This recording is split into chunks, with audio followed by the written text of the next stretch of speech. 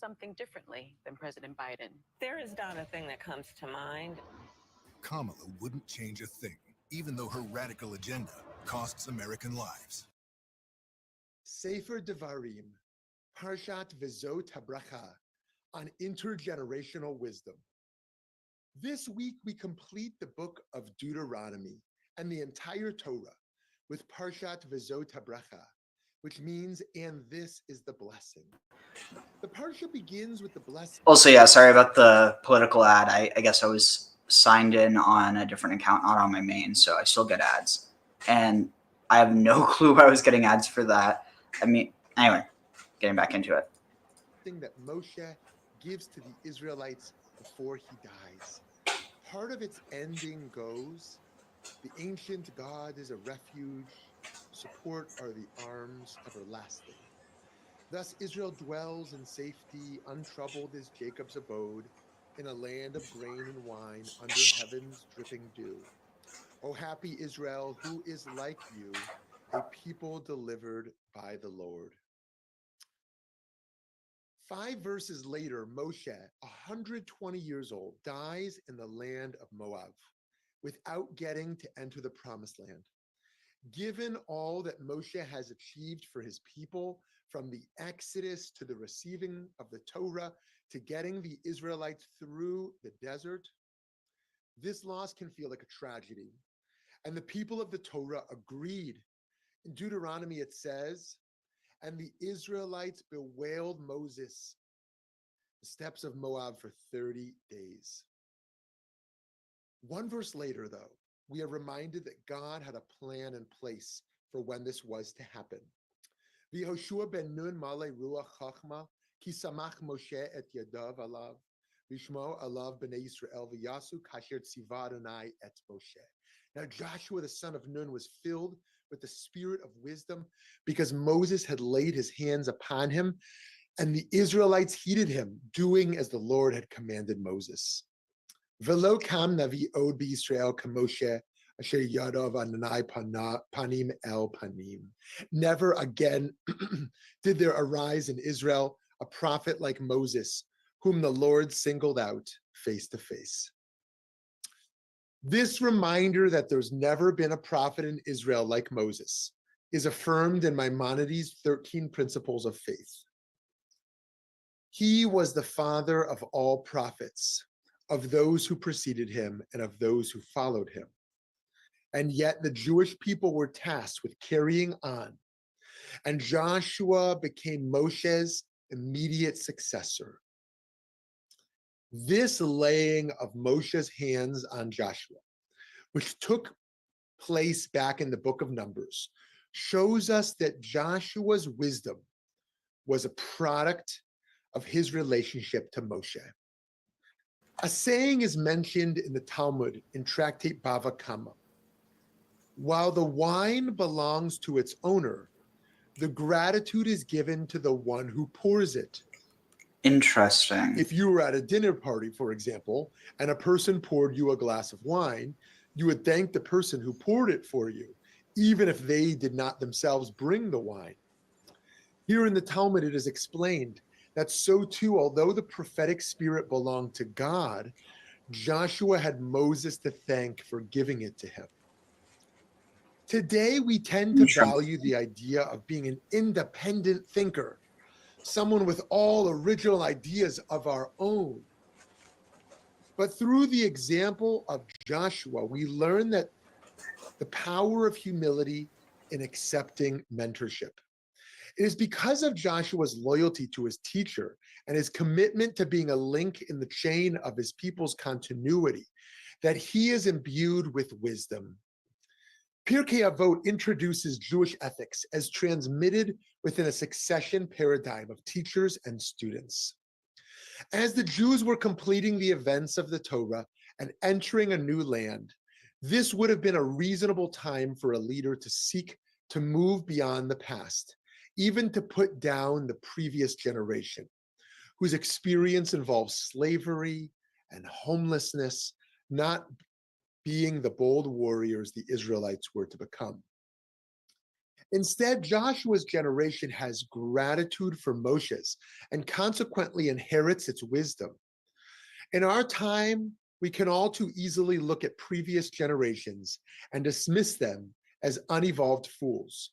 We should seek to, like Joshua, have the humility to recognize where our knowledge comes from. And still, we must learn from and progress past the failing of past leaders as we participate in the unfolding of moral revelation. Yes, we can embrace the power of progress. In addition to innovation, though, we can learn from our tradition the concept of 𤄅𝐤𝐬𝐕, the decline of the generations, that there is a likely and perhaps inevitable spiritual and moral downturn as we get further and further from the experience of Har Sinai. Knowing this, we are to cling to the wisdom of our elders. In Pirkei Avot, a different Joshua, Joshua ben Parachia, is credited with teaching. Appoint yourself a teacher and find yourself a friend. We can learn that those with seniority aren't enemies. Rather, the people we can learn from are on our side, and we should be on theirs. Jewish activists, educators, and community members can do great things, not only due to their talent and efforts, but also when they learn how to submit to a master guide, remain in dialogue with previous generations, and strive to represent something greater than themselves. In closing the Torah with this teaching about intergenerational wisdom, the Torah tells us that we're not simply witnessing a historic moment. We are being invited to receive timeless wisdom that will teach us how to live. That wisdom is not static. It has grown and grown for thousands of years, but each generation's wisdom must be grounded in the previous ones. A Talmudic tale describes Moshe asking God why the letters of the Torah included decorative crowns. God answers that after many generations, Rabbi Akiva will be able to derive meaning from them. God then helps Moshe time travel to Rabbi Akiva's Beit Midrash, where Moshe is unable to follow his new teachings. This disheartens Moshe, But then when Rabbi Akiva is asked where this new knowledge came from, he responds from Moses at Sinai. New knowledge can come about, but only when it is rooted in the old. Like Rabbi Akiva, we can innovate and have new insights, but we should have the humility to see our creativity rooted in what we've received from the past. In Jewish tradition, upon completing a book of the Torah, we say the words chazak, chazak, v'nitchazek. Let us be strong, and let us strengthen others as well.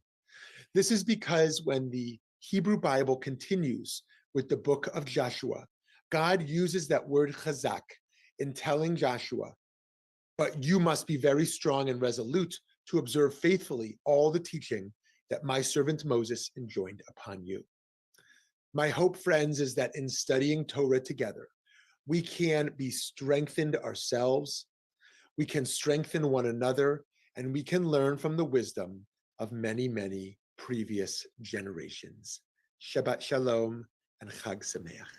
Chag Sameach. You're glowing. Yeah, I have no clue why I'm not signed in on, let's see, what are we going to go to next? Okay, I am signed in on this one, so no ads.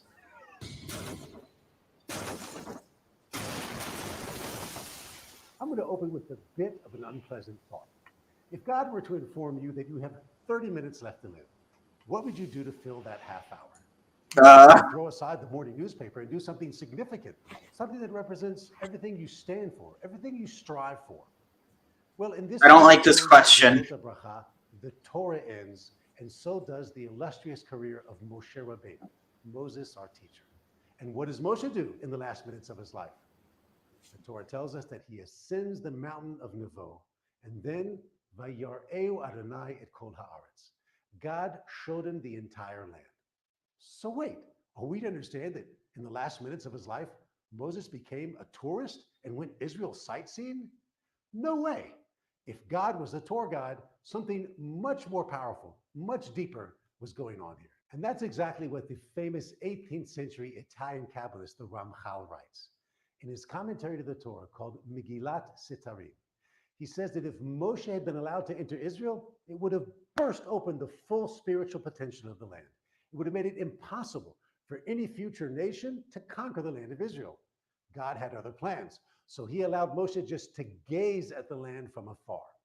The Ramchal explains that this too had an impact, and it served to allow future generations of Jews to make it easier for them to conquer the land. Now, this commentary of the Ramchal contains within it a huge message for all of us. When Jews interact with the land, it brings to fruition the vast reserves of potential spiritual energy contained within the land. So that when someone on the level of Moshe Rabbeinu just gazes at the land, boom, that has an impact. When Jews visit the land, like right now during the holiday of Sukkot, that constitutes a spiritual fertilization of the land. My cousins Gary and Lisa just sent me an invitation to the dedication of their new apartment in Jerusalem. When a Jew purchases an apartment in the land of Israel, that's a warm embrace of the land, which causes its holiness to ripen.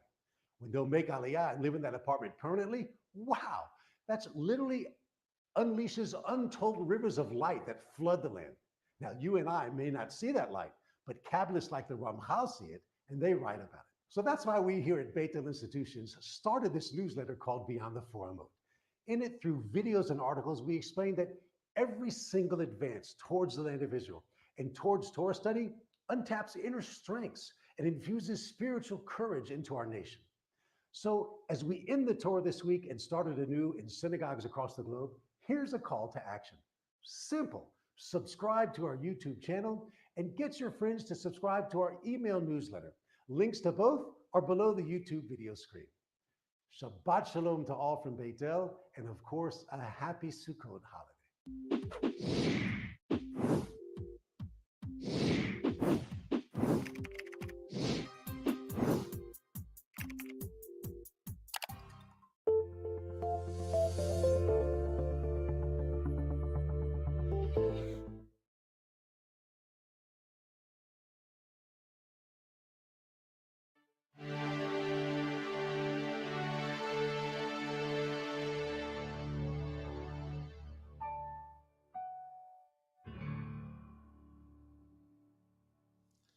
Shalom.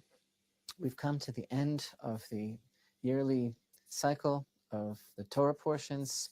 Every week we've been talking about an aspect of the weekly portion, and now we've completed, this week we're completing the fifth of the 5 books of Moshe, Sefer Dvarim. We are reading the last Parsha this week on Simchat Torah. Simchat Torah, the festival of the rejoicing of Torah, is the time when we read the very last portion of the Torah, and the same day we begin reading first section of the Parsha of Breshit, the first section of the book of Genesis, and thus the cycle continues, and we get this idea of the continuity, the cycle of the Torah that never changes. We find ourselves every week in the Parshiot. They never grow old, they never grow stale. We find ourselves anew in the circumstances surrounding our lives and the very stuff of our existence. We find allusions and sometimes very clear references to what we're feeling, to what we're experiencing every single week in the Torah portion. So it's been a very exciting ride all throughout the year as we've been studying the Torah portions. And every year we try to go deeper and deeper and uncover yet a new level of meaning that we haven't seen before. And the experience every year is more and more enriching. This is certainly our goal. And the past few Parshiot, as Moshe, our master, has been preparing to take his leave of his beloved people of Israel, they have a certain ethereal quality to them. These Parshiot, they feel somehow otherworldly. This tremendous imagery of Moshe giving his parting blessings and his words of rebuke and praise to the children of Israel, and they are so laden with messianic tension and with the portent of what lies in the future. And now, in the very last portion of the Torah, the book of Deuteronomy, Devarim, the Parshah of V'zot HaBracha, beginning in chapter 33 of Deuteronomy. And this is the blessing that Moshe, the man of God, the only person in history ever called by the Torah, by Hashem himself, Hashem's testimony, the man of God. This is the blessing that Moshe, the man of God, bestowed upon the children of Israel before his death. And he speaks to every one of the tribes of Israel according to the inner nature and essence and calling and destiny of that tribe. And he brings the whole thing together on a very beautiful level of some magnificent tapestry containing visions of past, present, and future for the children of Israel. And at the end of this parsha, we take our leave of Moshe. And it seems like a very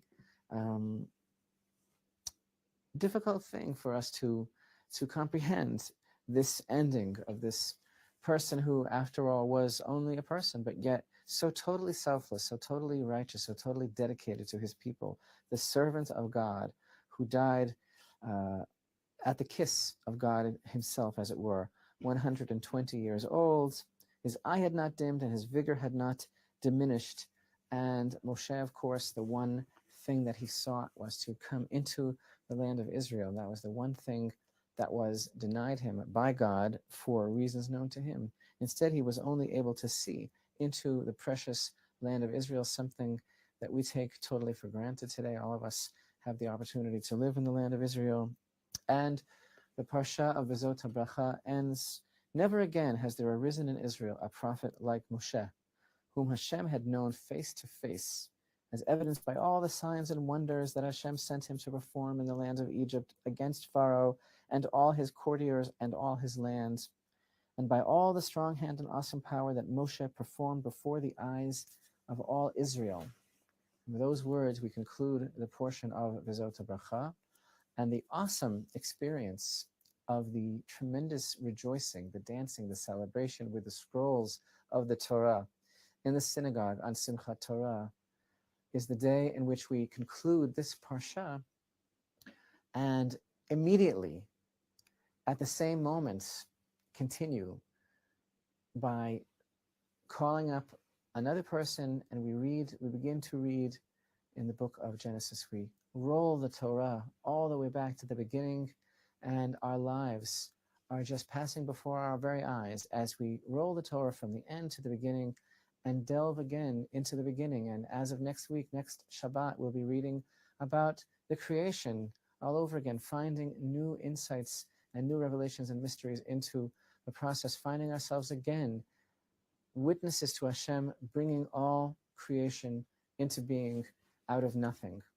And the Torah ends here, but begins at the same moment. And this is one of the things that we emphasize by beginning to read from Parshat Breshit, from the beginning of the portion of Genesis, immediately as we conclude Deuteronomy. There is no seam.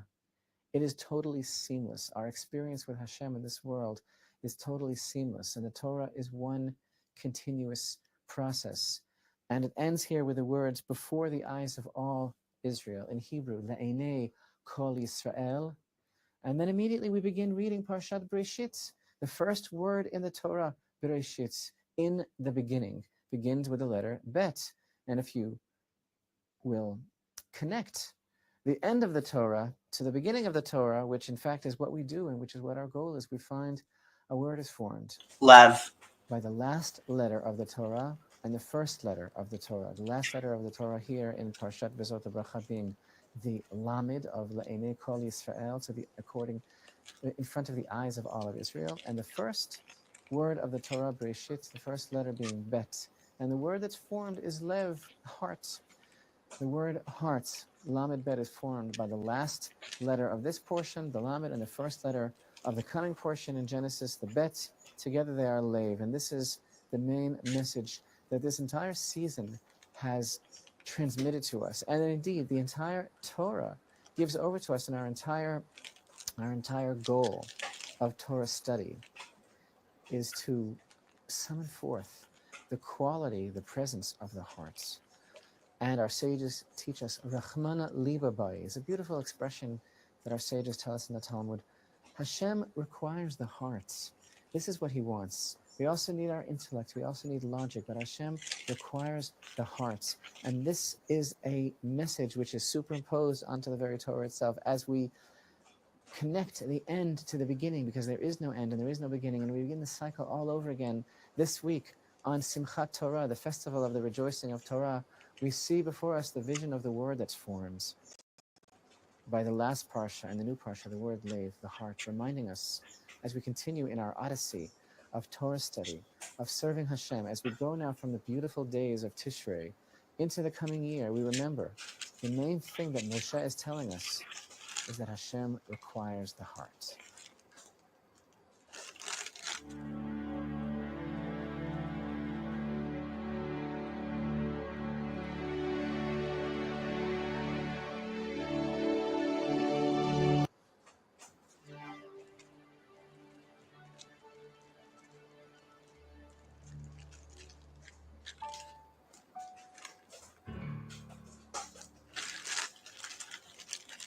Hello, everyone, and welcome once again to the Temple Institute Parsha class. My name is Gedalia Meyer, and I'm podcasting from moadim in Israel. Annual celebrations, such as anniversaries or birthdays, are a fascinating concept. They seem to be somewhat universal, spanning pretty much all cultures and national borders. They are celebrated both in religious circles and in purely secular circles. Missing a birthday is like missing a moment in time. It simply cannot be recovered. Missing an anniversary is like a crime of omission. It is not something that one wants to forget, lest there not be another one. But these are only two of the most common forms of annual celebrations. There are plenty of others that are not so personal. There are annual celebrations of great events like the founding of a nation or a huge victory in war. There are annual feasts like Thanksgiving, which don't celebrate anything in particular, but somehow hit the spot for anybody looking for a reason to celebrate. There are religious celebrations of all sorts. To some degree, they define the religion, since they are the days on the calendar that bring back the great moments in the history of the faith. And there are celebrations that transcend all religious and national boundaries, though they tend to be a little on the unknown and less celebrated side of the spectrum. It seems that we need something unique to us to really find a reason to celebrate. It is interesting that we have picked the cycle of the year as a means of scheduling our celebrations. There is nothing in the earth revolving around the sun that warrants such recognition. We are simply returning to the approximate position in space relative to the sun that we were about 365 days earlier. In the case of an ancient celebration like those associated with religions, we are in that same place as the earth was umpteen centuries in the past. What is the connection? There is none, but we celebrate nevertheless because we need a reason to celebrate and a time to do it. Judaism has more than its share of these annual celebrations. There's another one coming up every few months, and in some months there are quite a few. Passover is a classic example of this. It is an opportunity to re-experience, to some degree, the events of the Exodus from Egypt over 3,000 years in the past. It does seem impossible to relive something that took place so long ago, but Judaism is loaded with these sorts of things. In this particular Jewish month, we have celebrated Rosh Hashanah, the anniversary of the world and the beginning of the year, Yom Kippur, the annual Day of Atonement, and Sukkot, the week-long annual celebration of the harvest and of remembering what life was like wandering around the Sinai wilderness. At the end of that week of Sukkot, there is another celebration that is somewhat nondescript. It is simply called Shemini Atzeret, roughly translated as the closing eighth. This means that it is the close of this festival, which lasts for 8 days. But there is another celebration that Judaism has come to observe on this day or the next, depending on if one lives in Israel or somewhere else. This celebration is called Simchat Torah, rejoicing over the Torah. The origins of this celebration are shrouded in mystery. There is nothing in the Torah or the Bible that suggests such an event. There is no suggestion that the Torah was given on this day or anything remotely related to that. There is no indication in the primary rabbinic texts, such as the Mishnah, the Talmud, or the Midrash, that gives even the slightest hint that something called Simchat Torah existed on the Jewish calendar. Yet it is one of the best known days on the Jewish calendar and is celebrated enthusiastically by Jews all over the world. So where did it come from? The answer, which is no secret, is that this is the day that the annual cycle of reading the Torah comes full circle. The last Parsha in the Torah is read on this day, and the beginning of the first Parsha is also read. This is the only official Parsha which is read on a day which may not be Shabbat. The current cycle of finishing the Torah every year on this day has been in place for probably about 1,800 years, though nobody is 100% sure of when exactly it came to be. But beginning about 1,000 years ago, this practice became fairly universal among Jews around the world. By about 1,200 years ago, it was completely universal. If we go back about 2,500 years, we would have found that there was no Jewish practice of reading the Torah publicly at all. Sometime around then, public Torah readings were instituted in the growing Jewish community of Second Temple times. Sometime after the temple was destroyed, around 2,000 years ago, there was a practice to complete the Torah every 3 years or so. This cycle likely revolved around the first day of the first month of the Jewish calendar, the month of Nisan, in which Passover falls. But the sections read each week were much shorter than our current parshas, so the cycle took 3 years to finish. This remained the standard custom of Jewish communities within a short traveling distance of Israel, such as those in Egypt. But for the Jews in much bigger communities, such as what is now Iraq and in many other parts of the world, the practice was to complete the Torah once a year on what is now called Simchat Torah. It took quite a long time for the 3-year cycle to ultimately be totally subsumed by the 1-year cycle, but eventually it happened. The last vestiges of the 3-year cycle may have been in certain communities in Egypt or in Israel. There was one town in Egypt where different synagogues completed the Torah according to different schedules. But in the end, the 1-year cycle won out, since Jews, like everyone else, prefer their celebrations to come on an annual basis. The idea of making a celebration out of this emerged slowly, almost imperceptibly from a historical perspective. From the first mention of this practice in an ancient and undated work from somewhere between 1,200 and 1,500 years ago to now, there has been no shortage of changes as to how this celebration took place. At first, it was probably rather limited, with no particular customs observed, but every community doing whatever they had decided to do. But like all things Jewish, eventually certain things became established and institutionalized. It was probably around the 16th century that the idea of a community-wide celebration became accepted. Over the next few hundred years, the practice of dancing around the Torah and giving every male in the synagogue an opportunity to bless the Torah in public became firm parts of Jewish tradition. This is what has been in place for at least a few hundred years, and there has been no reason to suggest anything would change in the future. That is, no reason until this past year. As many people know, Jewish or not, the October 7th attack on Jewish communities around the Gaza Strip took place on Simchat Torah, according to the Jewish calendar. The ensuing war, of course, is still going on over 1 year later. If anything, it is greatly expanded and now includes a major battle against the Iranian-backed terrorist army in southern Lebanon, Hezbollah. The possibility of this erupting into a regional war, including Iran and possibly other armies, has never gone away and certainly looms on the horizon. Owing to the nature of Judaism and the fact that Jews tend to have long collective memories, the odds are that this will be remembered long into the future. Nobody knows how Simchat Torah will be celebrated this year, whether in Israel or outside of Israel. It's a good bet that outside of Israel, it would be more or less business as usual. But within many religious communities, there is great uncertainty about what to do. Do we celebrate or do we not? Do we temper our celebrations with some collective moment of sadness, or do we leave them unspoiled by grief?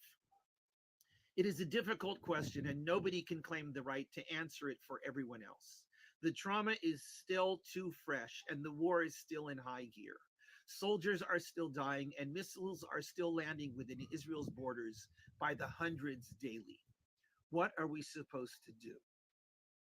On top of all the trauma within Israel, there is a growing sense of abandonment by much of the rest of the world. Israel already had many enemies, but the past year has shown that both large social movements all over the Western world and political leaders everywhere would drop Israel like a hot potato at a moment's notice. Whether these social and political trends are truly an indication of general attitudes towards Israel and the Jews is anybody's guess. It could be that they are just the latest thing trending in the social world, or the most convenient position for many political leaders to take under the circumstances, and that they will all vanish like smoke once the war ends. But here in Israel, people are not so optimistic. If anything, many Israelis believe that these signs are simply the exposure of something that was there all along, that was looking for an excuse to become revealed. Meanwhile, I'm sitting here in my sukkah on a porch in my house presenting this podcast.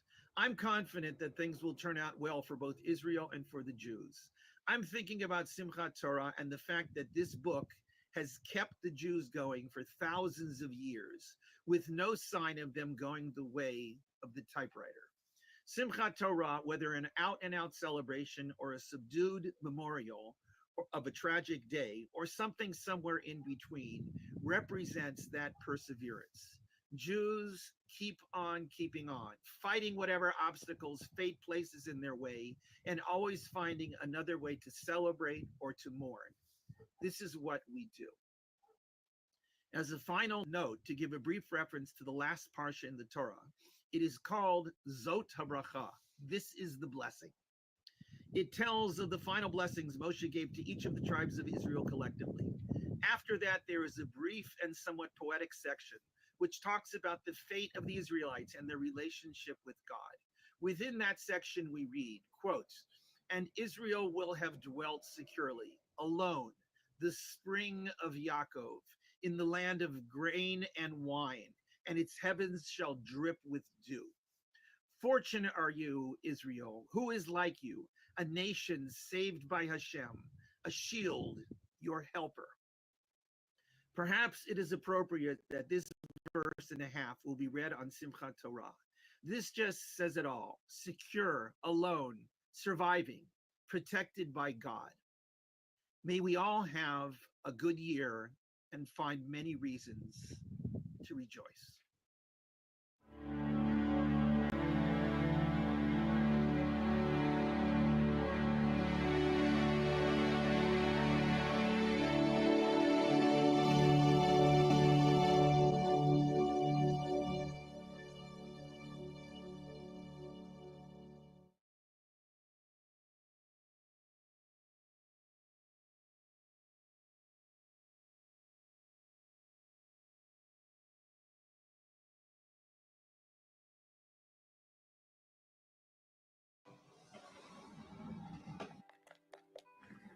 This is Rabbi David Foreman, and you are watching Aleph Beta. Welcome to וזות HaBracha.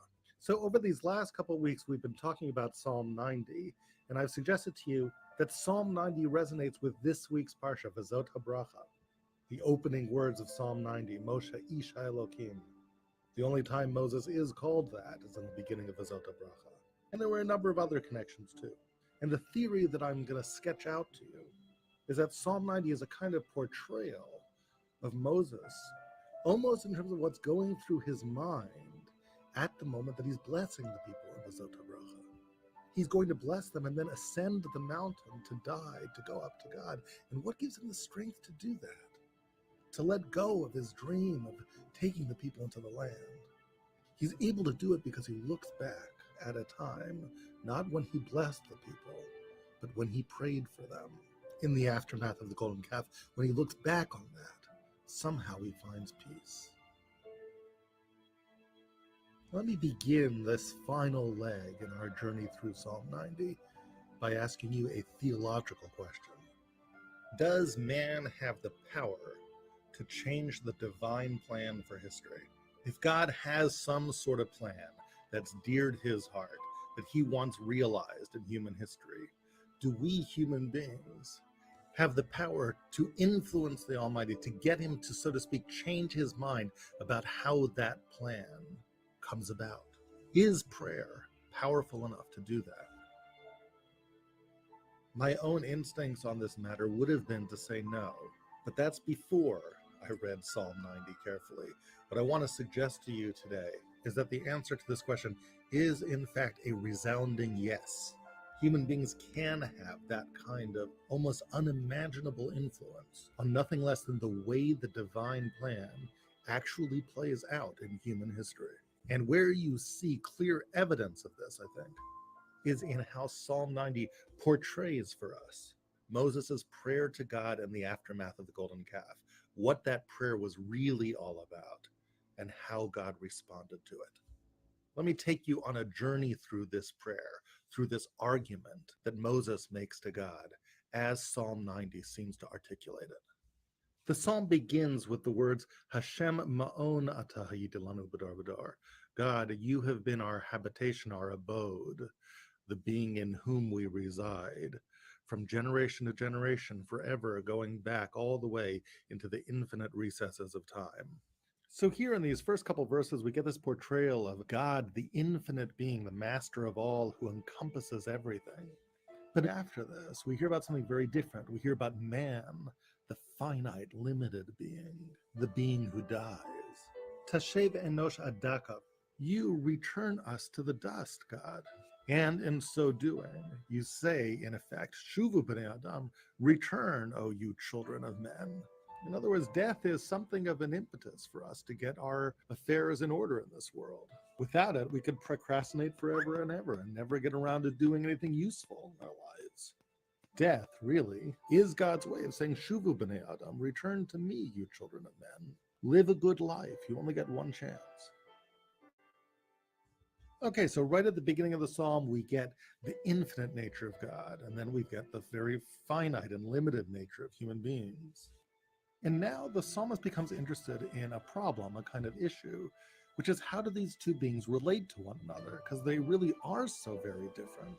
One of the most striking differences between them, perhaps, is how each of them experiences time. Ki elef shanim be'enecha kiyom etmol ki avor.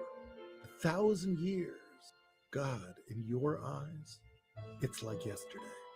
Zram tam shena yiyu. the flow of our whole life. It seems so long to us, but it's like a dream. We die and then it just goes away. You see what's happening here? We're hearing about the contrast between the way you, God, an infinite being, and us people, finite beings, experience everything. Existence might be permanent for you, but not for us. A long time for us, it's a blink of an eye for you. Okay, so now as the psalm continues, it's going to illustrate some problems that arise from this contrast. So for example, let's talk about anger, God's anger at human misdeeds. So God, what you might see as just a regular, ordinary display of justified anger. Well, guess what? We're more fragile than you are. We're consumed by your anger, terrified by your wrath. And while we're at it, let's talk about how we each experience human failing. You see, with us, we sin one day and the next day you move on. That's our human perspective. But you, God, you're an infinite being, so you look at it differently. Shat avonotenu lenegdecha. You establish our sins before your eyes. Alumenu, our evil, is illuminated by the eternal light of your gaze. You see, God, you're just too permanent a being for us. We do something in our finite realm, and once it passes into your infinite realm, it's always there for you to look at and remember. When we committed the sin, we didn't experience it that way. We just did it, and then we moved on. But that's not how you experience it. It's more permanent for you. After all, in your infinite world, everything is permanent. And therefore, God, look where this gets us. There you are up in heaven, and you're going to be angry, and it'll seem to you like you're angry for a reasonably short time. But for us, it's our whole lives. Kol yameinu panu bevratecha. All of our days will pass in your wrath. So is that really the way you want it to be, God? That our whole life long, 70, 80 years, you were mad at us? Is this really how you want us to remember you? These are just the problems that come with the territory when an infinite being like you has to relate to finite, fragile beings like us. And therefore, God, Moses, as the psalmist portrays him, continues, I have some proposals I'd like to make. And here we get to the psalmist's paraphrase of Moses' final supplication at the golden calf. Shuva Hashem, return, please. Ad matai, how long do you really want to be angry for? Inachem alavadecha, please change your mind about your servants. Don't do away with them because of this terrible sin of the calf. And if you do keep them around, as I request, then also don't allow your anger at this sin to define your relationship to generation after generation of your servants. If you really look at the language carefully here, by the way, you'll see something very beautiful and subtle going on. The first verb in that line, shuv, return. Here, it's something that Moses is asking God to do, but earlier in the psalm, that same word got used differently. You see, the first time around, it was God who was saying shuv to mankind. Tashev enosh adaka vatomer shuvu b'nei adam. Death was God's way of saying, return to me. You only get one chance, you human beings. You better not mess it up. Now Moses, in a daring kind of way, is actually taking God's words and turning them on their head. You know, God, if we only get one life around here, well, then it's not just us who should return. You should return too. As you yourself said, we only get one time around in this world. It's all so fleeting, our life. Don't allow your anger to define our whole experience of life. Hinachem alavadecha. Return, please. Reconsider how you're relating to your servants. Instead of just expressing anger, sab'enu baboker chastecha u'narananav nismach b'chol yameinu. Satiate us with your kindness, God, so that we can have some happiness in our lives. And now we come to the Psalm's great unexpected climax. Yira'eh el avadecha pa'alecha. Let your work, let your project be visible, be seen by your servants. Whatever this means, we'll explore it in a minute. V'hi noam Hashem Elokeinu aleinu. Let your pleasantness, let your presence descend upon us. U'ma'aseh yadeinu konana aleinu, and establish the works of our hands. What does all this mean? What's the psalmist talking about here?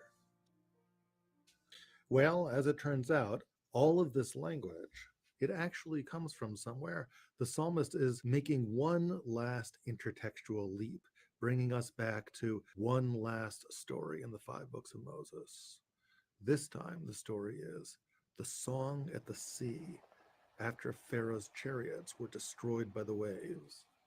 Here, back in Psalm 90, look at these 3 elements which we just read. The notion of God's works, what God has done, his project. Put that together with the idea of ma'aseh yadeinu konana aleinu, the works of one's hands being established. Take all of these 3 elements together. It's actually an echo of the very end of the Song of the Sea. After the song expresses thanks for the immediate triumph over the armies of Pharaoh, it looks to the future. And here's what it says. When you, God, when you ultimately bring these people into the land, you're going to make a place for yourself where you can reside. Mikdash Hashem konanu yadecha. This holy place, God, you yourself with your hands, you will establish it. Those are the 3 words that get echoed again in Psalm 90. Psalm 90 is harking back to this, but why?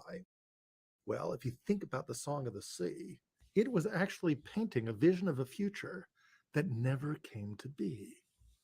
The Song of the Sea suggested that the grand climax of the Exodus from Egypt, when the people were going to be established in the land, was that after the people were established, God would establish a place for himself. We call it the Beit HaMikdash, the temple. Now, if you think about the Song of the Sea and what it's really saying here, when you think about the construction of this place for God in this world, what we're really talking about is the convergence of the finite and the infinite once more, which has really been the whole theme of Psalm 90. You see, here was the plan that the Song of the Sea was talking about, the way history should have unfolded. The infinite being was going to come into this finite world and make himself a place that would have like an infinite quality to it. It would last. It would endure from generation to generation. That's Mikdash Hashem konanu yadecha, the Mikdash God that your hands would build, you would establish it. Do you see what's happening here? God was supposed to make the Mikdash. That was the plan. But it's not what actually happened.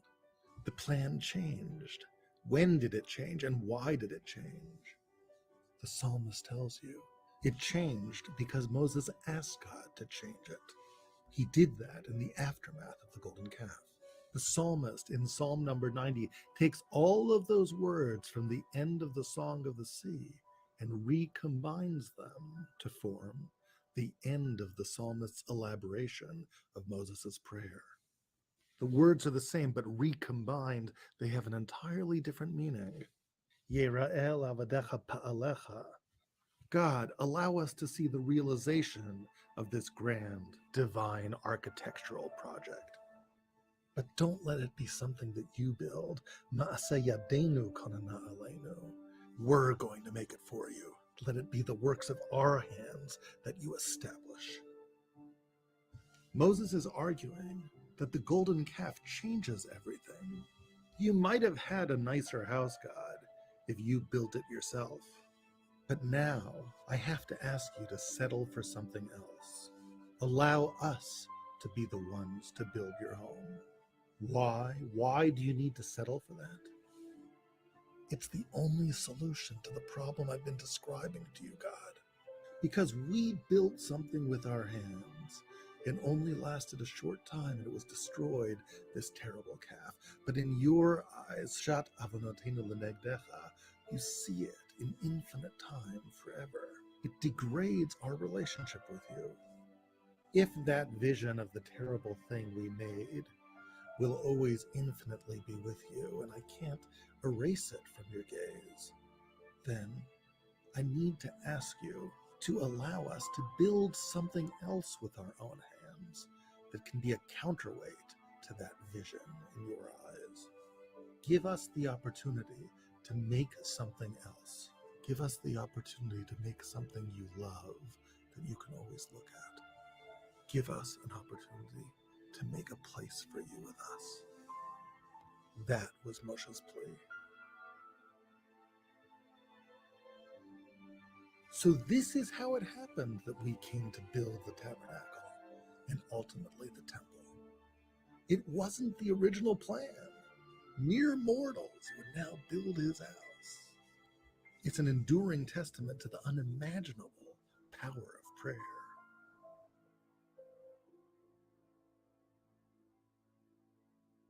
I hope this series has given you a bit of an insight into what the study of the book of Psalms can be like. It can illuminate the spiritual backstory of great climactic events in the Torah in marvelous ways. As for Psalm 90, it in the end tells a story. It's the story of the Ish Elohim and his prayer. Back at the golden calf, when Moses was first a man of God, he had saved the people, and he had done so by making a brazen request that God actually granted, by asking God to let them build him a home. And in so doing, he not only saved the people, he allowed the relationship between God and the people to remain warm and vibrant. Now in וזות HaBracha, that man of God would part from the people, crossing into heaven even as they crossed into the land. But he would part from them, knowing that his prayer was successful. The people, arrayed as the stars of the heavens, they would endure, and their relationship with God would endure too. It would not be dominated forever by the angry memories of the calf. Instead, God would bring this people into Israel, their home, and once there, the people would make a home for the master of the universe himself, the one who brought them there. Hi YouTube, thanks for watching. Don't forget to subscribe to our channel. And for even more amazing Torah videos, check out 𝐤𝐿𝐹𝐵eta.org. Just click the link below.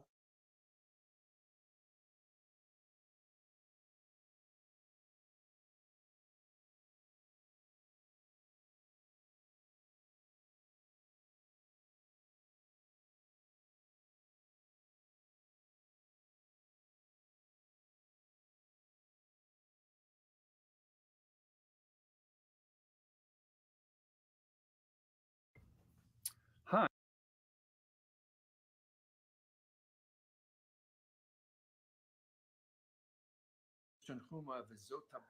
This is 𐤄𐤁𐤕 𝐵zot the grand finale, and it's entitled Moshe's Bittersweet Glimpse of Jewish History. The 𤄓𝐻umah relates a cryptic reference to something which must have evoked tremendous emotions in Moshe Rabbeinu. The Sifrei also covers it, as noted by Rashi, and this is the fact that Moshe was able to see all of Jewish history and all of world history. The Medrash Tanchuma is a little bit vague. It says from beginning of time to end of time, but the Sifrei spells it out from creation all the way until the resurrection of the dead. So I'd like to focus on some of the specific language that Medrash Tanchuma uses, see if we can figure out exactly what is going on here. The first thing that jumps out at you is that the examples given in history involved two people. Shimshon, says Shimshon made Midan, uBarak Abinoam min Naphtali. So why these two people? What is the message here? I was thinking that, of course, the story of Shimshon is someone who was given extraordinary talents of strength, and those talents enable him to fulfill what he was supposed to do, protect the Jews from the Plishtim, kill many Plishtim. And the other story of Barak ben Avinoam is the story of someone who was promised by God that he's going to be victorious in a war. He was the general, yet he refused to go to that war unless he was accompanied by the prophetess Devorah Neviah.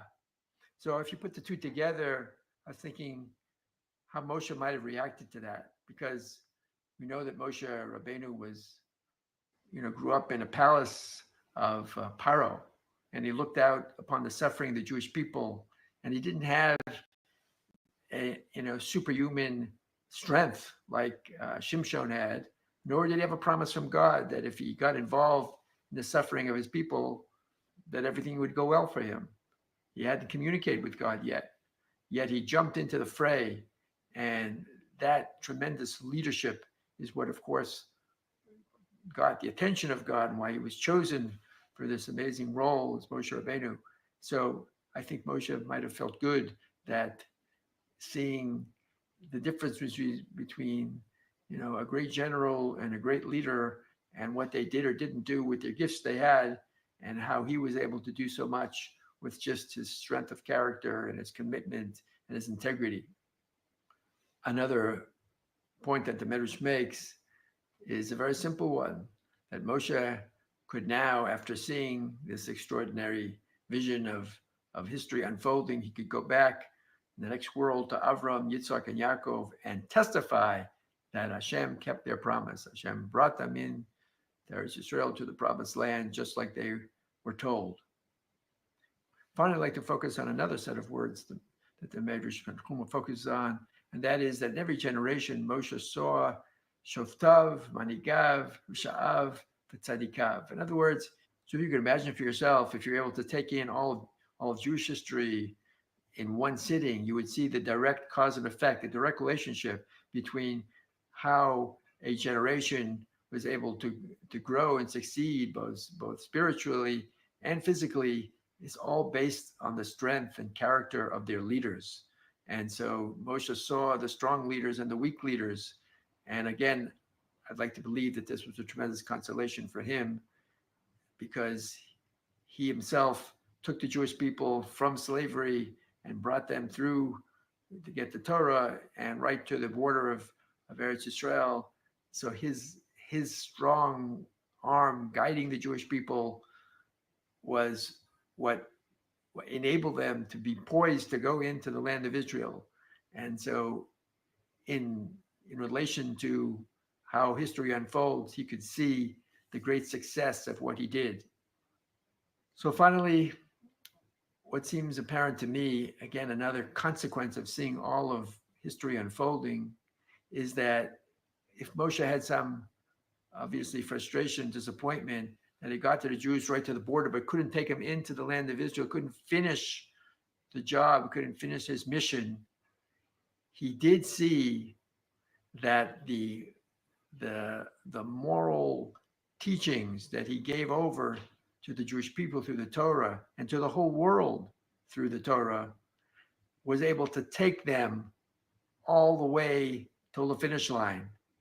So although he didn't bring the Jewish people into Eretz Yisrael, he brought the world to its conclusion because of the strength of the ethical ideas that he imparted to the world. And that, again, must have been a source of great strength, great consolation, and exhilaration. Have a great Shabbos and a great Sukkot.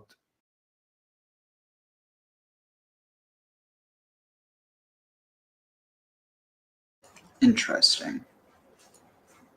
Let's see what I can find.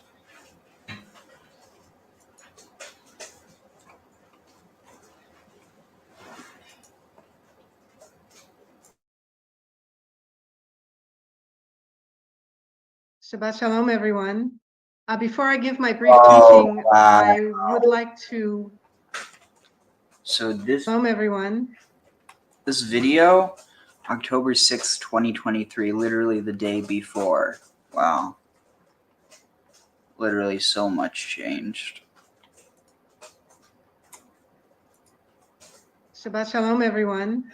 Before I give my brief teaching, I would like to thank everyone and let you know how much pleasure it has been for me to be a guide through the Parshiot these last however many months they've been. And now, as we come to the end of the Torah, this is the final Parsha. I just wanted to reach out and tell you what an amazing experience it's been with me, and I appreciate all of you going on this wonderful journey, and I hope to see you. It's a never-ending journey. Just as we end the Torah, we begin it again. In fact, if you do go to a Simchat Torah celebration, you know that you don't just read the end Parsha, וזאת HaBracha, without immediately beginning Breshit. So it's a never-ending study, and I appreciate you being on this journey for me.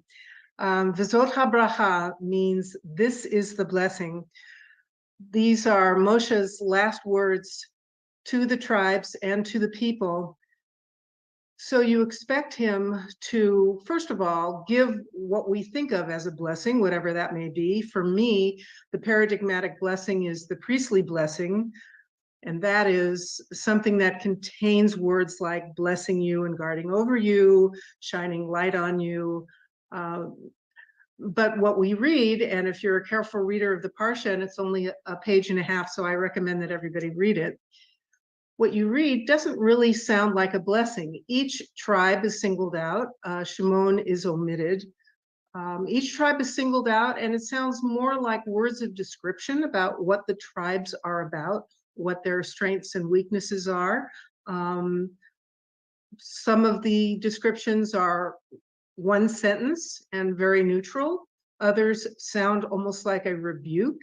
And there's a small handful that are extensive and sound like words of praise. So every year when I read it, the first question that comes to me is, why are these called blessings? Because they don't really sound like blessings.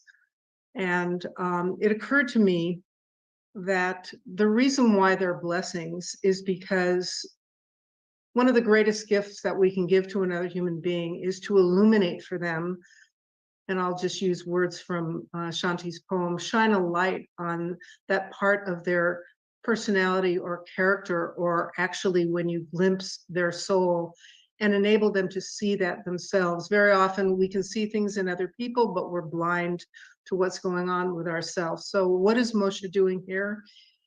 He's giving descriptions to the tribes of what their strengths and weaknesses are, and really shining a light on how they can know, therefore, how to be, what to improve on, what to concentrate on, and how they should combine with other tribes that can perhaps complement them and supplement whatever it is that they need help with.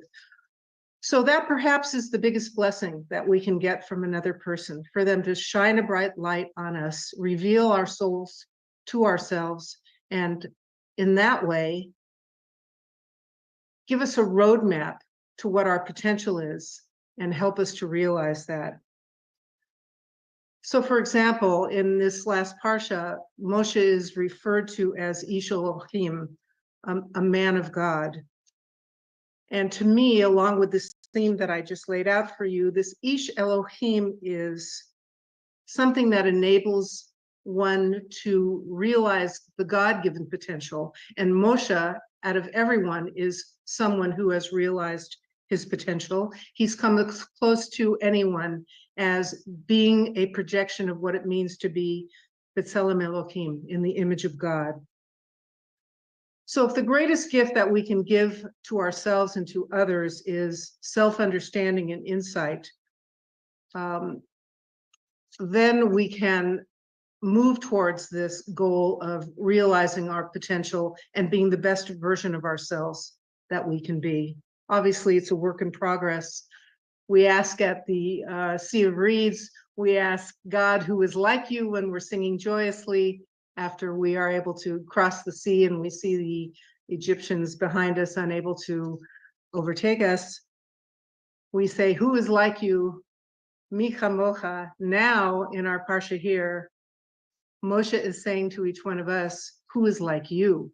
Emphasizing our uniqueness so that we can maximize our strengths and improve our weaknesses. That reminded me of a wonderful little story that Martin Buber tells in his Stories of the Hasidim. Rabbi Finley's talked about this book many times. It contains lots of little, some of them are only one sentence, such as the one I'm going to read to you now. Little koans, little paragraphs, wonderful little parables that have great wisdom, lots of humor, and important lessons. So here it is. It's called The Query of Queries, And it is a little story about Reb Zusia of Hanipol, who was a Hasidic Rebbe in the 18th century. Before his death, Rabbi Zusia said, "In the coming world, they will not ask me, 'Why were you not Moses?' They will ask me, 'Why were you not Zusia?'" So I hope for all of us, with the transformative process that we just went through for Rosh Hashanah and Yom Kippur, that we can each have a light shined on ourselves to discover what it is about our soul and our essence that we want to take out and cherish and shine into the world, and that we can in turn become the best, or at least a better version of ourselves this year. Shabbat Shalom.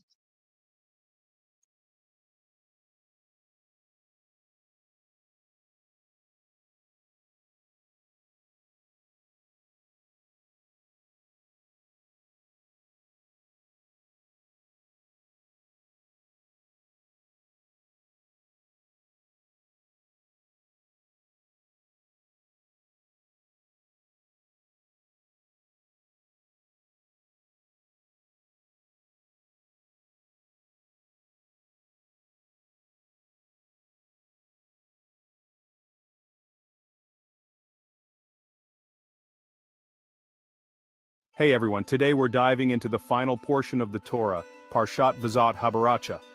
This Parsha is unique, standing apart in its significance.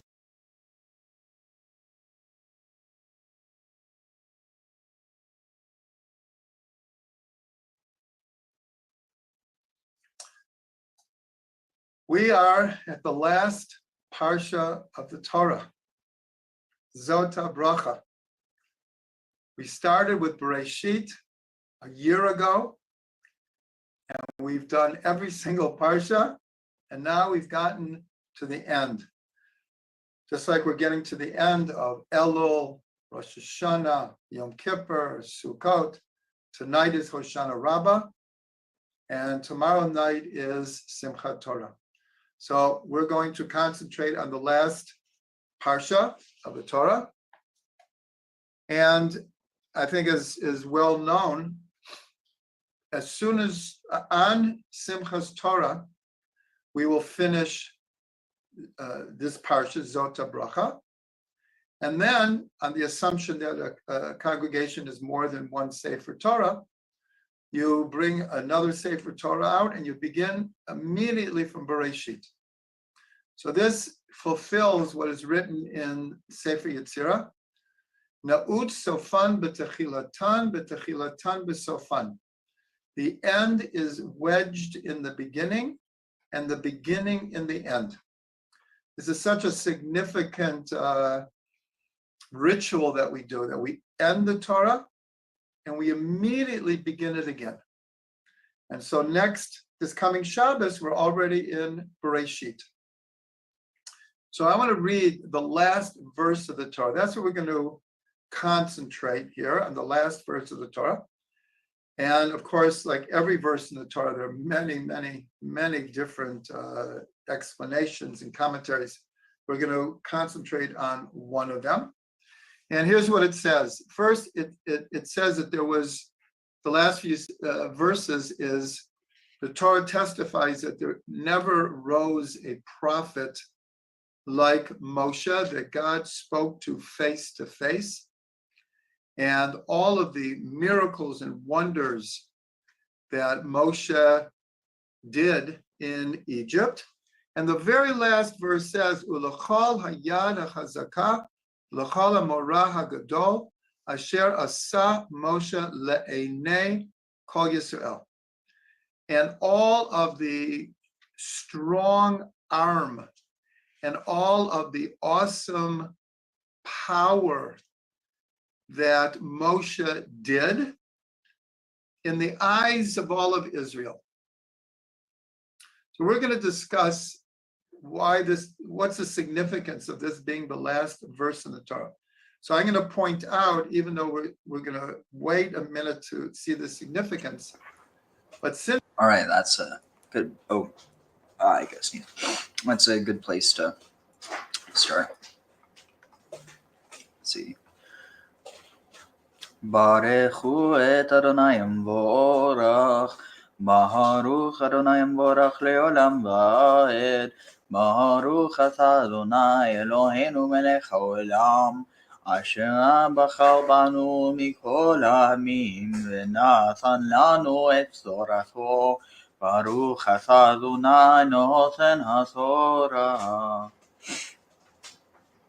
And then here it is.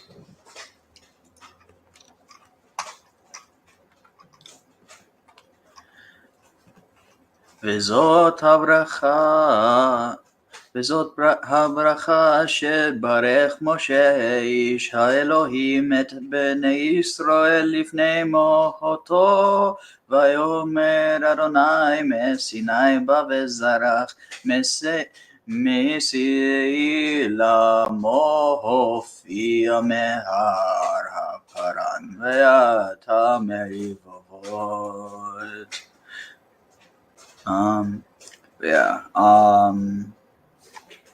It's about to get to a really interesting part.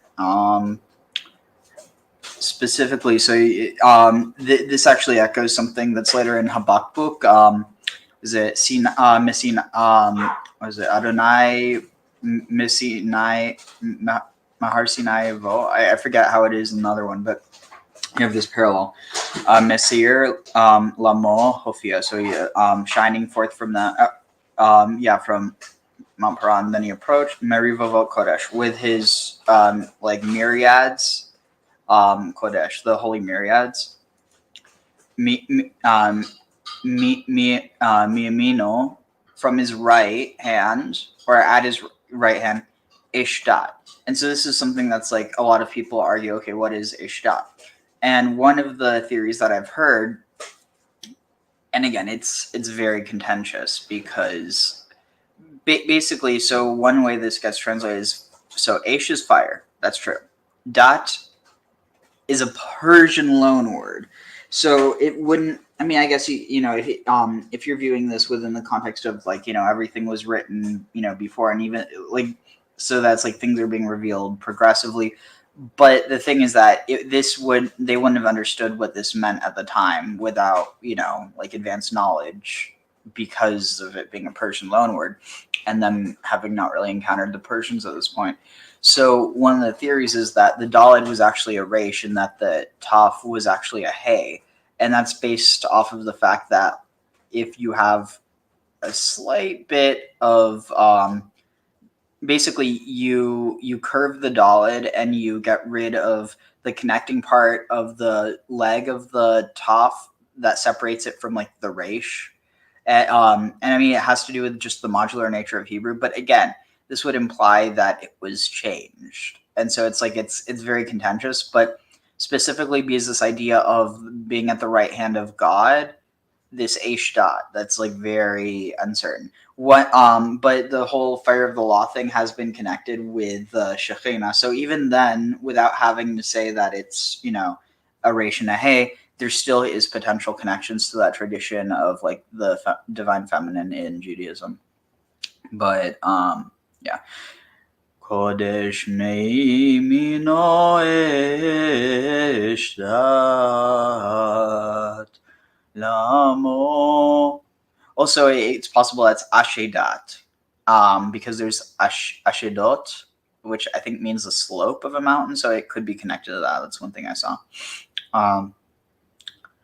Lamo Avchoveva Mim Kol Kedoshav Beyadecha Vehem Teucho Le'raglecha Isa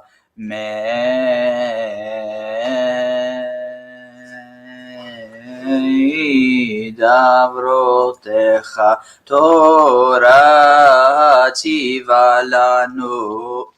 Oh wait. Torah tziva lanu Moshe Morasha Kehilat Yaakov. Torah tziva lanu Moshe Morasha Kehilat Yaakov Vayehi בישורון מלך בהיתאסף ראשי עמיך שבטי ישראל יחי ראובן ויעל יומד ויהי מיטב מספר וזאת ליהודה ויאמר שם אדוני כה יהודה ואל עמותי תביאנו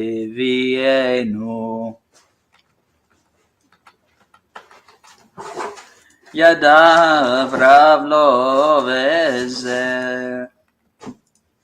עזר מצריו תהיה וללוי אמר תומך ואורך לאיש חסידך אשר נסיתו במסע תריבהו על מי מריבה האומר לאביהו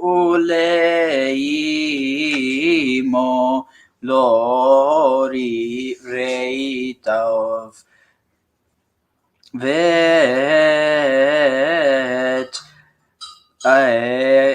אחיו לא הכיר ואת בנו לא ידע כי שמרו אמרתך ובריתך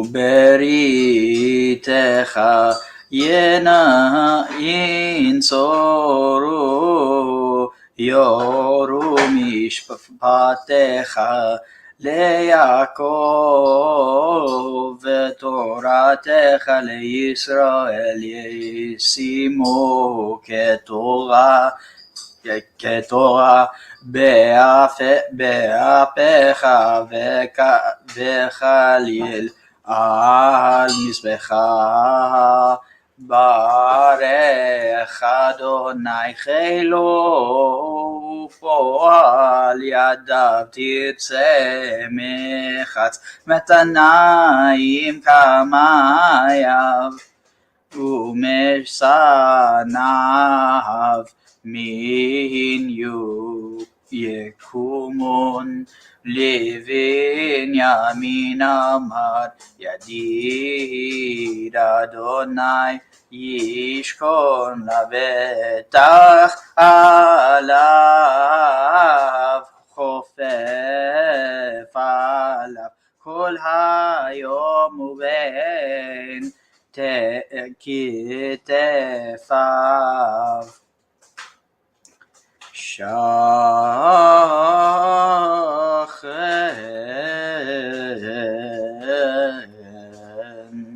וליוסף אמר מבורכת אדוני ארצו ממגד שמיים מטל ומתהום ורובצת תחת וממגד תבואות שמש וממגד גרש ירחים ומראש ההרי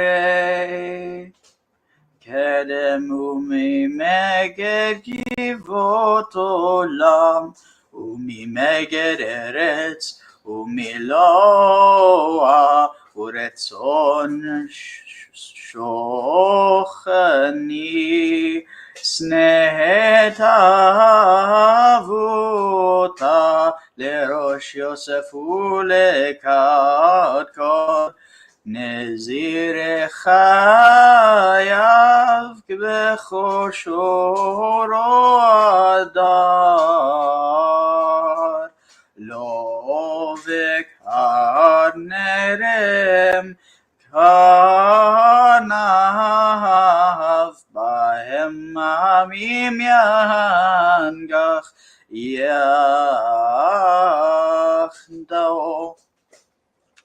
Atzeret והם רבבות אפרים והם אלפי מנשה ולזבולון אמר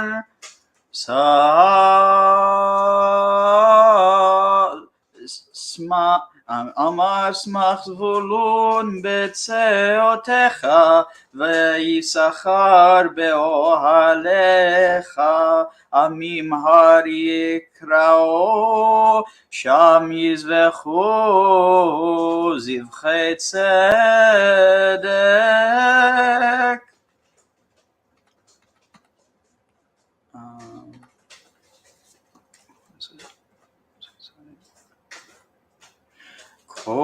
כי שפע ימים ינקו וספוני תמוני חול ולגד אמר ברוך מרחיב גד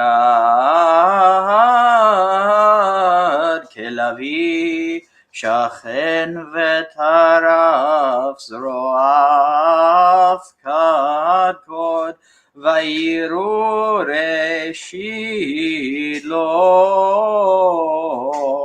כי שם חלקת מחוקק צפון ויהתה ראשי עם צדקת אדוני עשה ומשפטיו עם ישראל.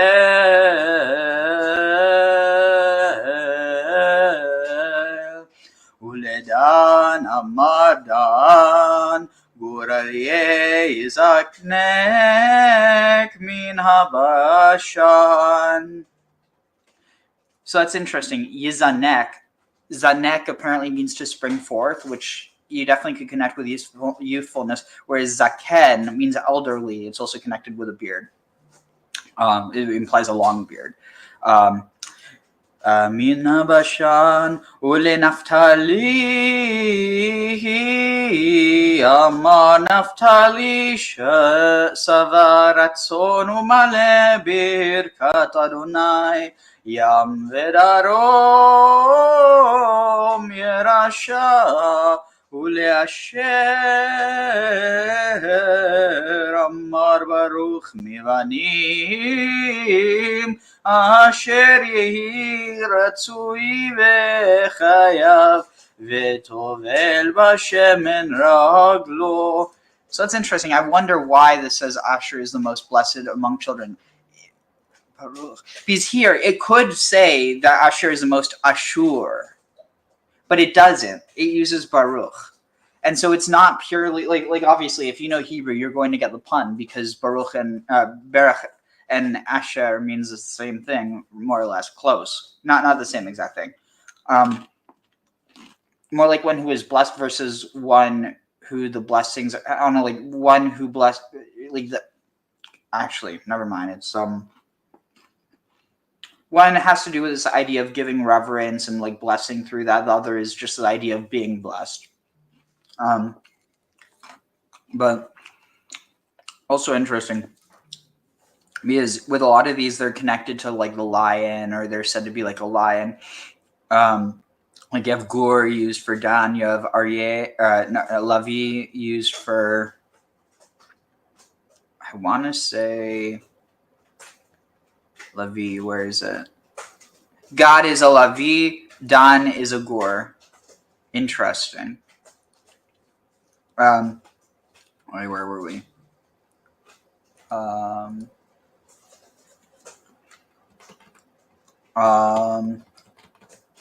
right, Naphtali. Oh, and then wait, does it say Gur Aryeh? Yeah, Gur Aryeh. So I use this bus. But yeah, it's interesting that Asher. So anyway, I'm thinking maybe it's connected to this figure of because Asher is associated with lions, and so maybe it's kind of connecting there, and that's why it's saying that he's most blessed. But again, this is like my comparative theology approach, so I want to acknowledge that. Baruch mivanim asher yehi. Okay, wait, right that. ברזל ונחושת מנעליך וכימיך דאהבך אין כאל ישורון רוכב שמיים בעזרך ובגאוותו שחקים ראונה. Wait, what's this? Chatan HaTorah be'eretz Yisrael. Wait. Chatan HaTorah be'eretz Yisrael b'Shabbat. Oh, Shishi. I guess it. I'm not really sure. I'll have to ask about that sometime to someone who would know. But it is interesting. So this idea of Rochev Shamayim, or the riding on the heavens, that's a title that's also used to apply to many other deities in the ancient world. But specifically Rochev Shamayim or Rakab Shamimu, that's used to refer to Baal as well. It's kind of interesting.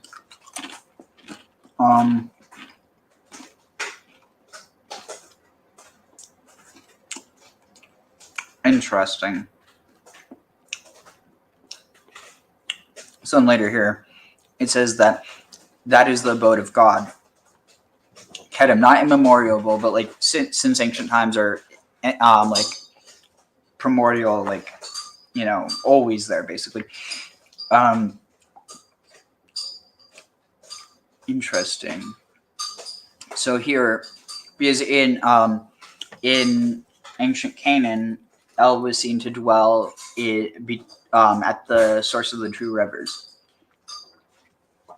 So maybe that was connected to like a mountain that goes up to the sky, and so the two rivers go down from the mountain. I'm not really sure. But obviously there's a whole level that's used with this that's not applied to the ancient world. At least we don't know, because so much of the traditions were lost. But Me'ona Elohei Kedem ומתחת זרועות עולם ויגרש מפניך אויב ויאמר השמד וישכון ישראל בטח בהדר אין יעקב אל ארץ דגן ותירוש אף שמיו יערפו טל אשריך ישראל מי כמוך אמנושה. So it's interesting because here you have, at first I thought this was using Yasha or like Nasa, which is or a play on Nasa, which is lifted up, but with the anew, it is Yash from the root Yasha, which means delivered or saved. Oh no, Sha. Badonai magen ezrecha v'asher cherev gavatecha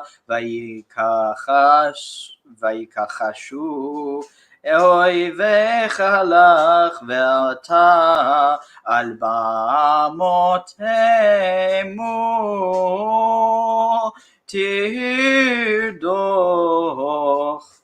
תדרוך ויעל משה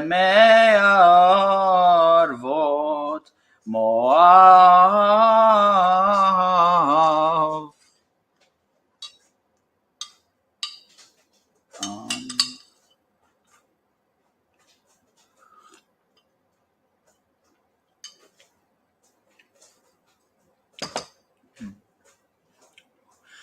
אל הר נבו ראש הפסגת אשר על פני ירחו ויראהו אדוני את כל הארץ את הגלעד עד דן ואת כל נפתלי ואת ארץ אפרים ומנשה ואת כל ארץ יהודה עד הים האחרון ואת הנגב ואת הכיכר בקעת.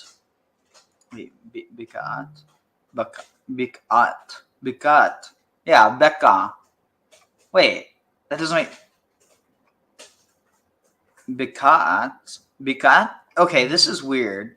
So Bikat. This is actually really bizarre. I don't know how I didn't realize this before. BDB. All right, so Baka. I know it means to weep. Maybe it's almost the idea of like weeping down, or like the imprint in a valley. I'm like it's the weep between the mountains. I don't know. That's really a stretch. Okay, Baka. Baka. Here. To cleave, like, interesting. Wait, is there two meanings of Baka? There must be. Yeah, Bika. Wait a second. So you're telling me fraction. So a Beka can mean something that's broken. So, okay, this is actually really stupid. So I think that according to that, let me see if this is true. Google. Becca. Its etymology literally is from valley. So it means the valley, if I'm correct. Does it say? Okay, Bika.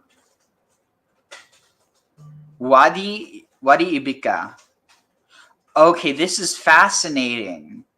So it's okay, history.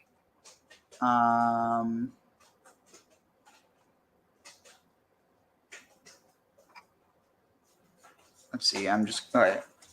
Becca etymology.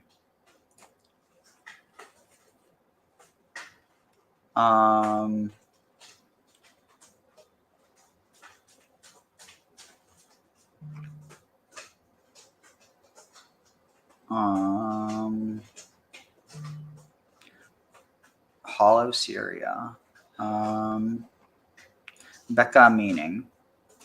Becca is a noun that refers to a broad valley. AI doesn't know shit. It's not. Okay, wait here. Maybe Becca.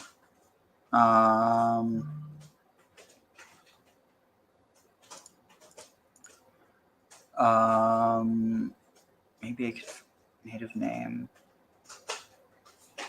Okay, maybe Wiktionary would have it. Let's see. Wiktionary. Becca. Does it? It doesn't have. How does it not have the etymology? Are you serious? Becca. This is annoying. Becca. Meaning. I'm just trying to prove my point here. All right. It's an Arabic word that means valley or lowlands. That's okay. So yeah, that makes sense because here isn't. It can refer to a few things, including a valley and a governorate. So the Becca Valley literally means the valley. That's actually kind of freaking idiotic, if I'm going to be completely honest. Though I will accept that it's acceptable in a certain context because of the fact that Arabic has a different term for valley than yeah, okay, this is interesting because there's also another word for valley, which is emek. So Baka probably is a Levantine word that refers to the concept that we recognize as a wadi, or that is understood in Arabic as a wadi. But it is something that I need to look into more later. But I'm glad that I found that. Let's see, where is it? Of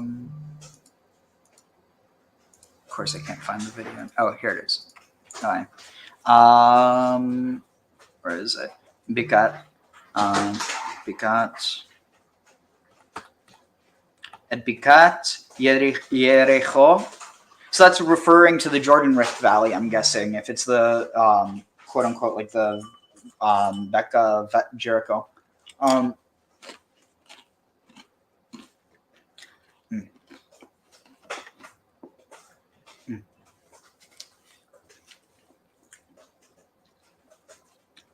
Yericho, Bikat Yericho, Yirat Marim Adzoar, Vayomer Adonai elav, Zot haaretz asher nishbati, LeAvraham, LeYitzchak, uLeYaakov, LeOmer לזרעך אתננה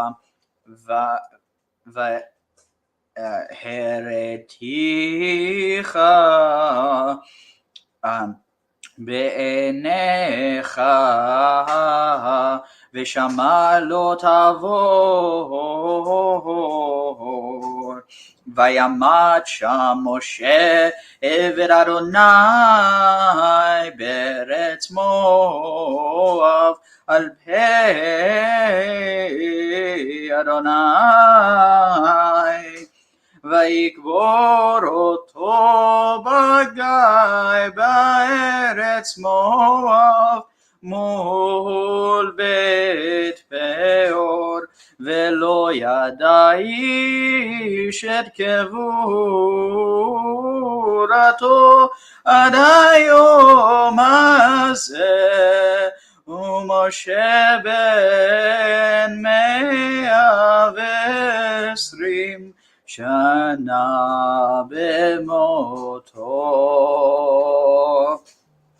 לא קהתנו ולא נס לא לכו ויבכו בני ישראל את משה בערבות מואב 30 יום, ויתמו ימי בכי אבל משה, ויהושע בן נון מלא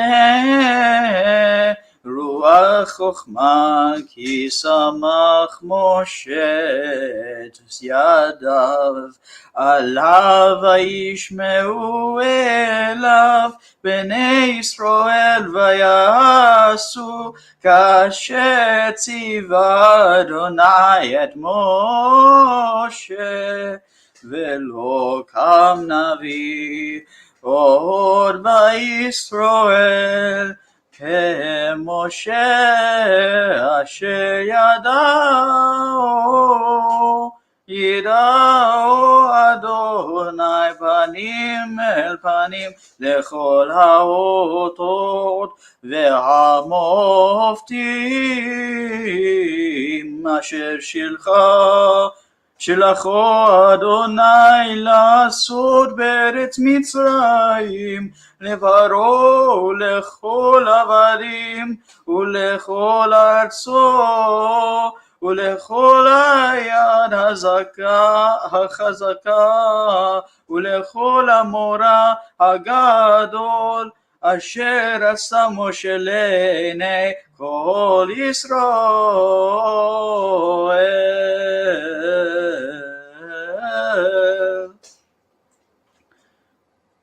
חזק, חזק ונתחזק. Interesting. So where does it refer to him as a ish?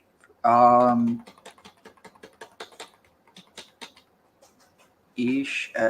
I could always look that up later. All right, so finish that off, and then in order to just start the very beginning of.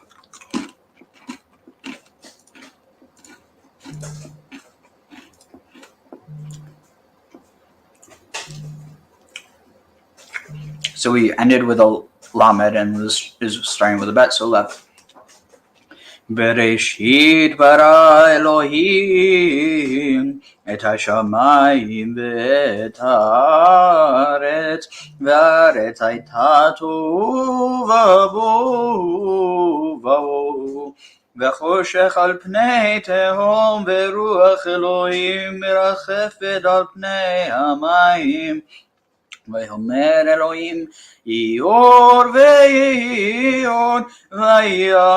וירא אלוהים את האור כי טוב ויבדל אלוהים בין האור ובין החושך ויקרא אלוהים לאור יום ולחושך קרא לילה ויהי ערב ויהי בוקר יום אחד. All right, that's a good place to end off there. So,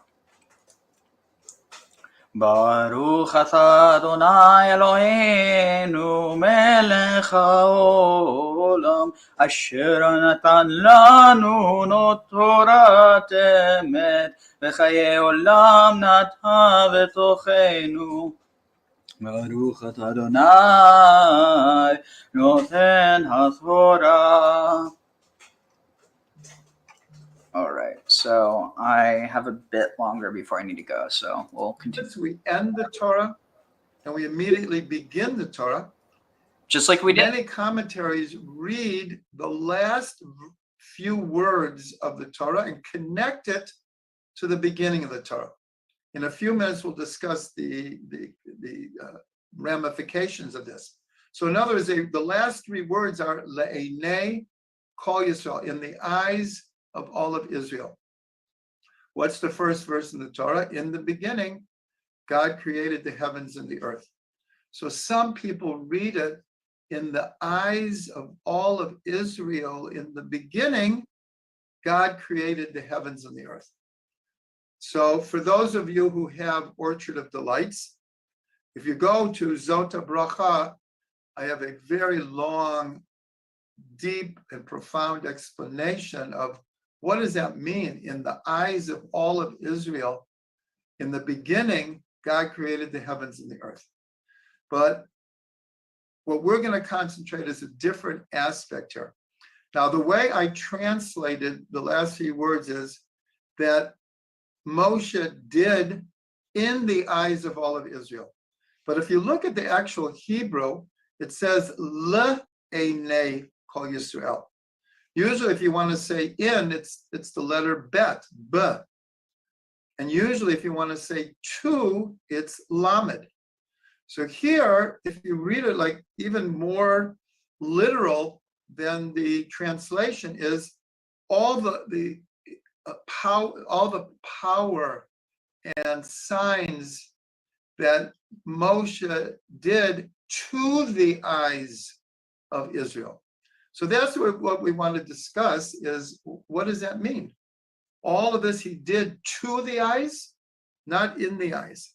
So first of all, I'm going to point out what Rashi says. And for those who have Orchard, you'll see how significant this Rashi is. We're going to pick one aspect. So Rashi says, so what are all these wonders that Moshe did? What was this powerful sign that he performed? So Rashi says something we never would have thought of. When Moshe broke the tablets, we would think the splitting of the sea, the 10 plagues, receiving the 10 commandments. That's the awesome things that Moshe did in the eyes of all of Israel, to the eyes of all of Israel. Rashi says the most amazing thing is he broke the tablets. Now, we're going to look at one aspect of that, but I'm going to point out now that the word here that Moshe did is the word asa. And this word, or in a different form, comes as the last word of creation. Asher bara Elokim la'asot. This is at the end of Shabbat, the end of creation, all the things that God did to do. So everyone asked, wait, that's redundant. Like, what is that last word, lasot? Asher bara Elokim lasot, that God made to do. In English, it certainly doesn't make sense. Even in Hebrew, the question is, what is that word doing there? So it's explained, that word means litaken, to fix. And what's the significance of this? The first making is perfect. The second is the reparation. Judaism is that when God finished creation, he didn't really finish it. He left it for human beings to become partners with God in the development of the world, the fixing of the world. This is where we get the concept tikkun olam. All that God created to do. In other words, he created all of this now for human beings to become partners with God in the management of the world and the development of the world and the fixing of the world. So here, we're going to read the same thing. All that Moshe did to fix the eyes of Israel. Now we have to discuss, what does that mean? So Rashi tells us what it's talking about, Moshe breaking the tablets. So everyone asks, how could it be that a generation that 40 days before had a revelation of God that was never before and has never been since the giving of the Torah at Sinai? And this, of course, comes after 10 plagues, after the splitting of the sea, after the beginning of God providing the manna, and the revelation at Sinai. And 40 days later, we're worshiping a golden calf. How could it be? So one of the answers is that their eyes weren't fixed. They saw. Again, I think it's interesting because there's a lot of people who they look at the golden calf, they're like, oh, see, they were worshiping another god. No, the issue with the golden calf was that people were worshiping something that was material. And like, yeah, well, it's nice to have like a depiction of what you want to worship or whatever.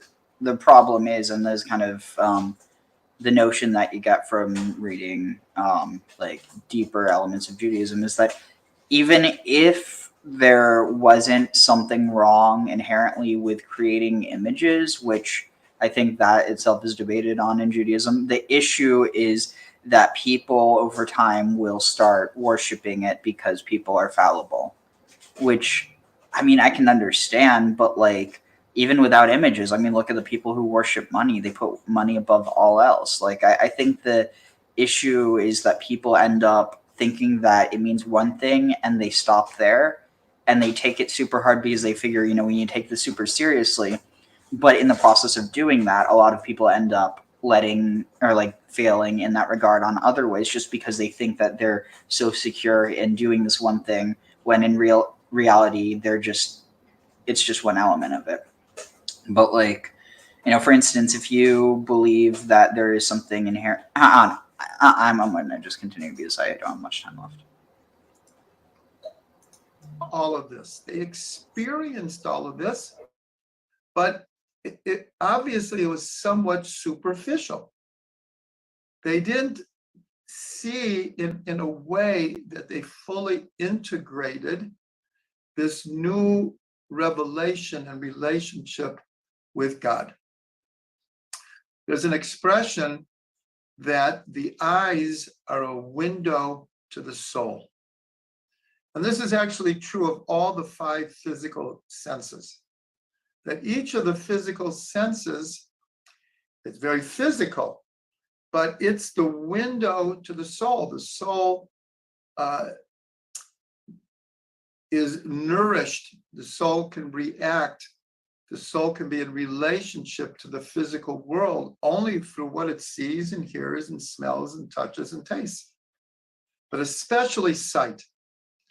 especially say, that's why there's such an emphasis on what's called shmirat einayim, in guarding your eyes, not to look at things that you shouldn't look at, or look at things that will leave a negative or a...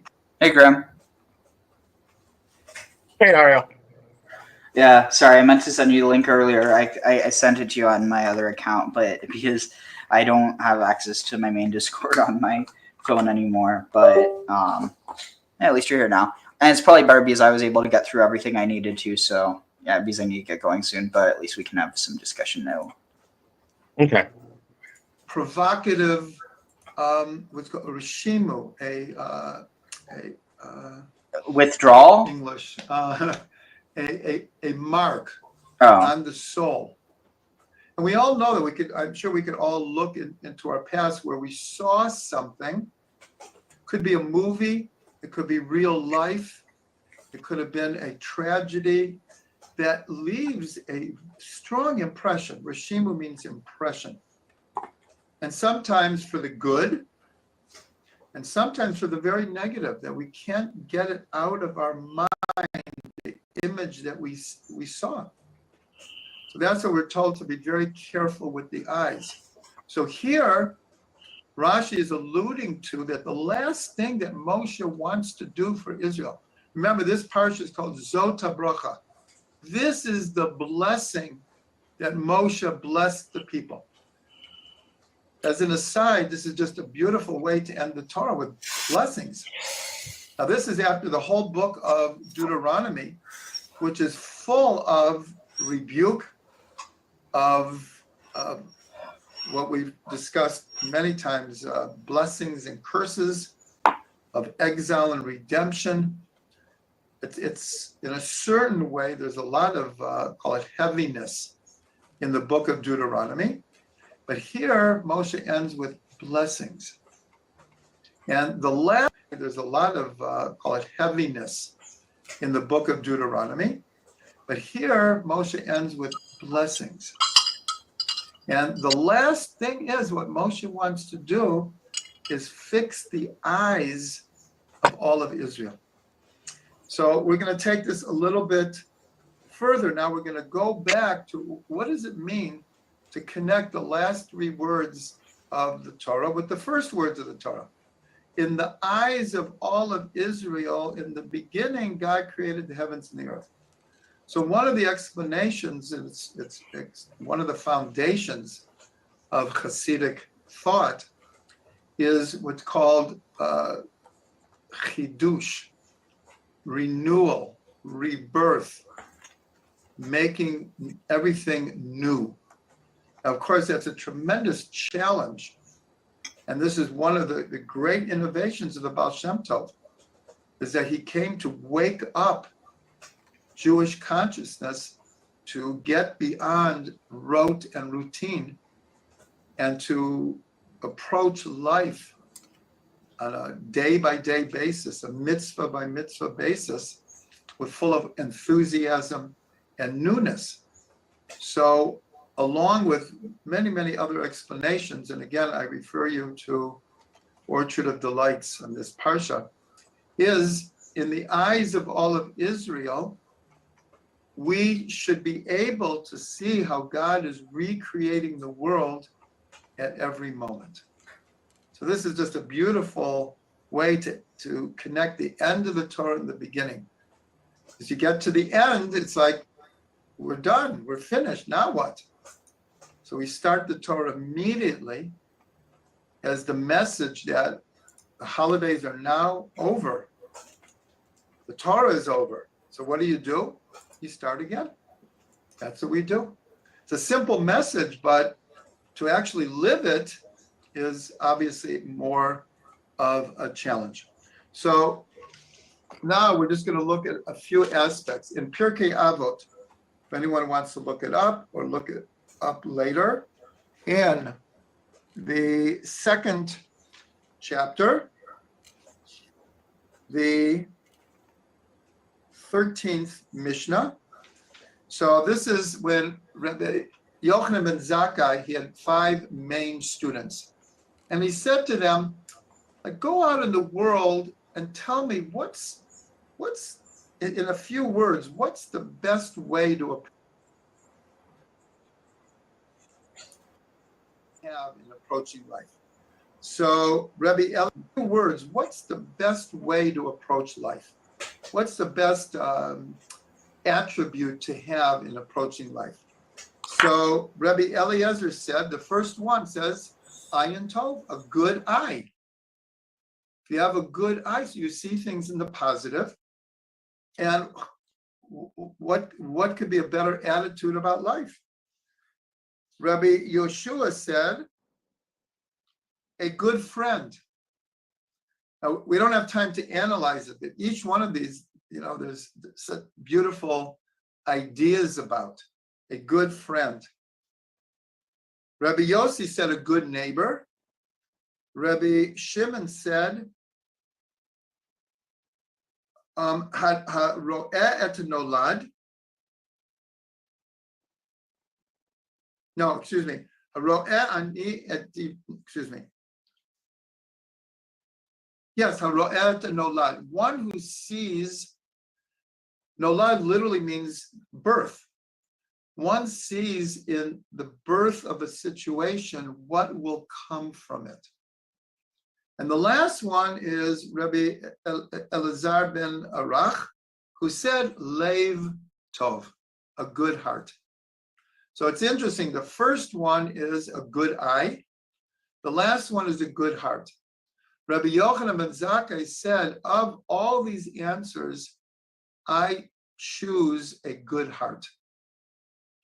But if we really think about it, a good heart is dependent on a good eye. Because the opposite of a good eye is what's called ayin ra. It's called the evil eye. In other words, do we see life in a positive way?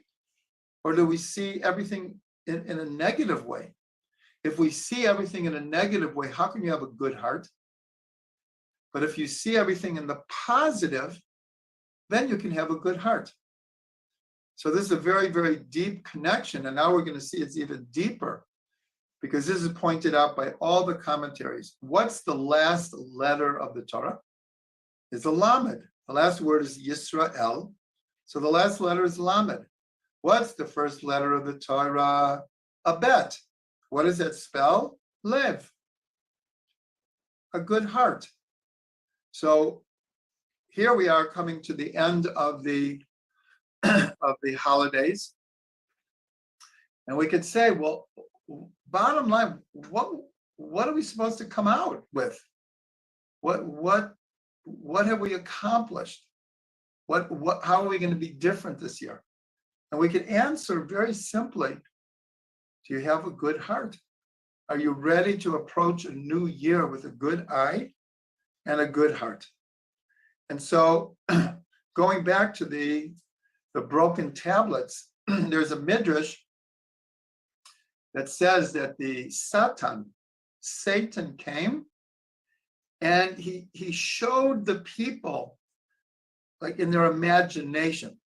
Here, the midrash presents it as if it's a physical thing, and in a certain sense it could be, but in everyone's mind it looked real.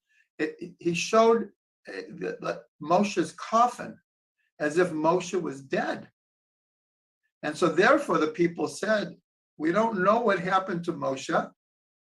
We need to pick new leaders. And that's how they made the golden calf.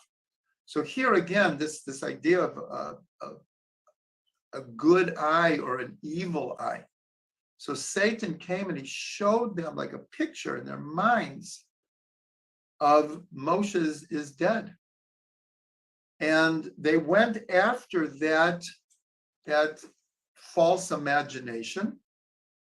And it ended up that they made a golden calf.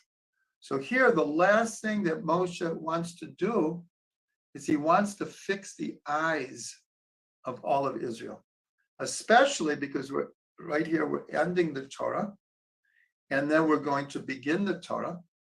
And we want to begin it with a good heart. And as we said, a good heart is dependent on an ayin tov, on having good eyes. Now, in the Parsha, there is another allusion to eyes. And this is a verse that says, it's for those who want to look it up later, it's chapter 33, verse 28. It says, Vayishkon Yisrael betach badad. And Israel will dwell in security alone. Ein Yaakov. Now I'm going to translate it like a drush. Ein Yaakov is like ayin, the eye of Yaakov. El Eretz Dagan Tirosh Af Shamav Yerafu Tal. So it's translated that Israel will dwell in security alone. Ein Yaakov actually means ein here in this context means as Yaakov had said to them. Ein here means like or similar to something that Yaakov had said before. So Rashi explains that before Yaakov died, he said to his sons that God will come and he will take you out of Egypt. Hey, Trevor. He will bring you back to Israel. And that's why he insisted on being buried in Israel, because he wanted to pave the way for them all to come back. So that's what Rashi says it means here. In other words, Israel will dwell securely alone, like Yaakov said. But here, it actually says Ein Yaakov, which you could translate as the eye of Yaakov. So what does this mean? Remember, one of the 5 opinions of the best way to be is haro'eh et nolad, who sees in the birth of a situation what will come from it. So here we see Yaakov seeing into the future. Here they're in Egypt, and it's him and his family. They came down to Egypt with 70 I wonder souls. if Ro'eh Nolad could literally mean one who witnesses birth.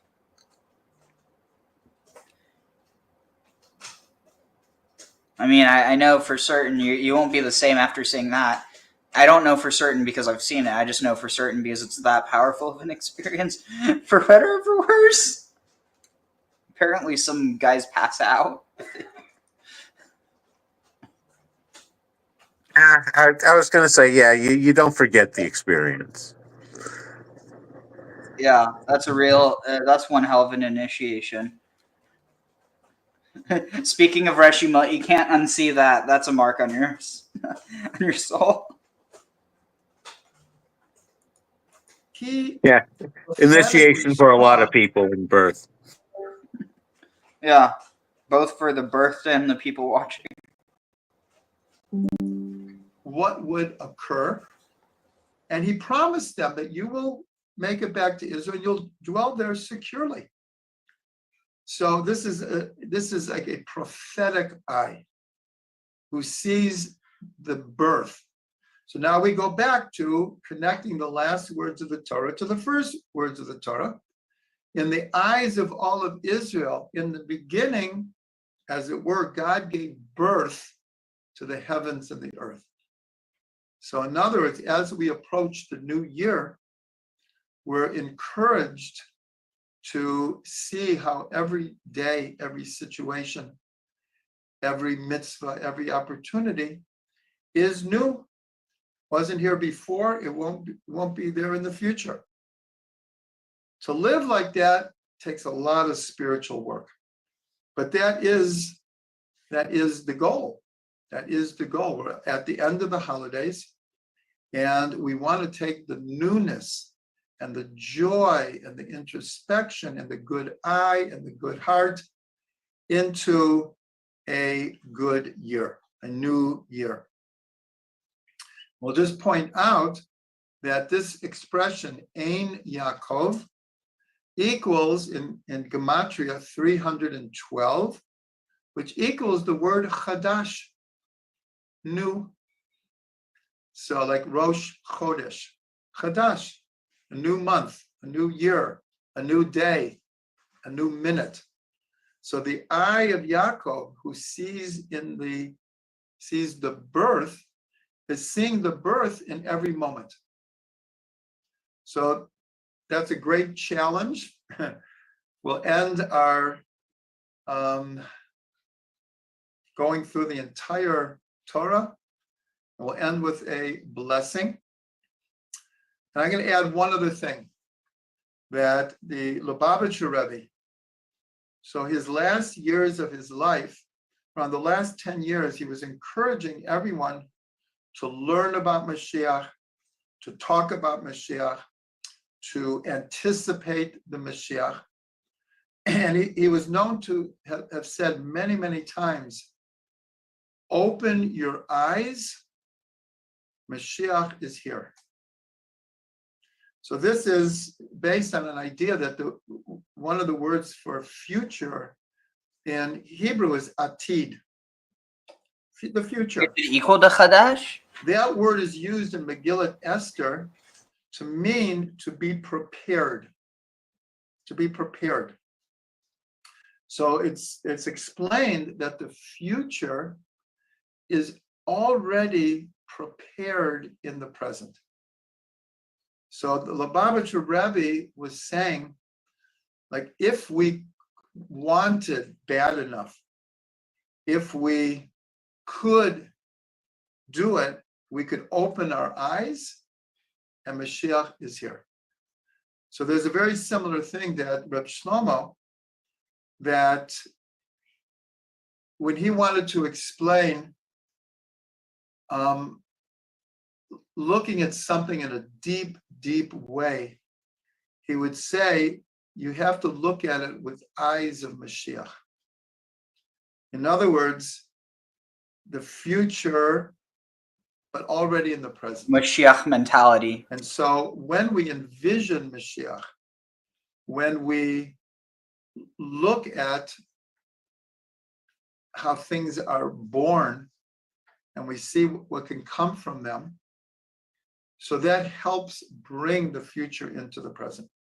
So I want to give everyone a blessing that as we end the holidays and get ready to dive into the year, that we do it with a good eye, with a good heart, and we open our eyes to our own potential and not being blind to the negativity in the world, but to open our eyes to the goodness and try to live life like that.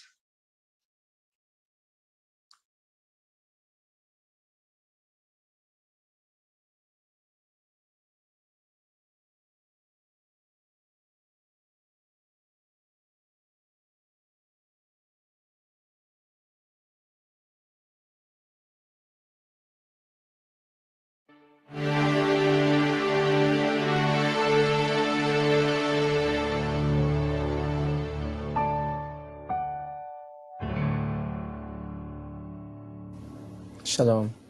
This week we read the portion of וזאת HaBracha, beginning in Deuteronomy, Sefer Dvarim, chapter 33. We read of the beautiful, mystical, encompassing blessing that Moshe Rabbeinu, Moses, our master, gave to all of the children of Israel, each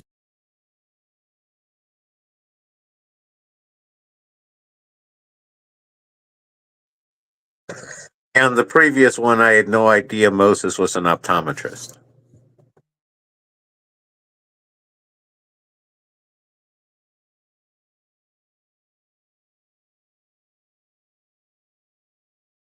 That was good. Let's see. What can I find? I mean, don't get me wrong. I've known Jewish optometrists. There's nothing wrong with that. I just didn't know Moses was one of them. I know. Let's see. What can I find?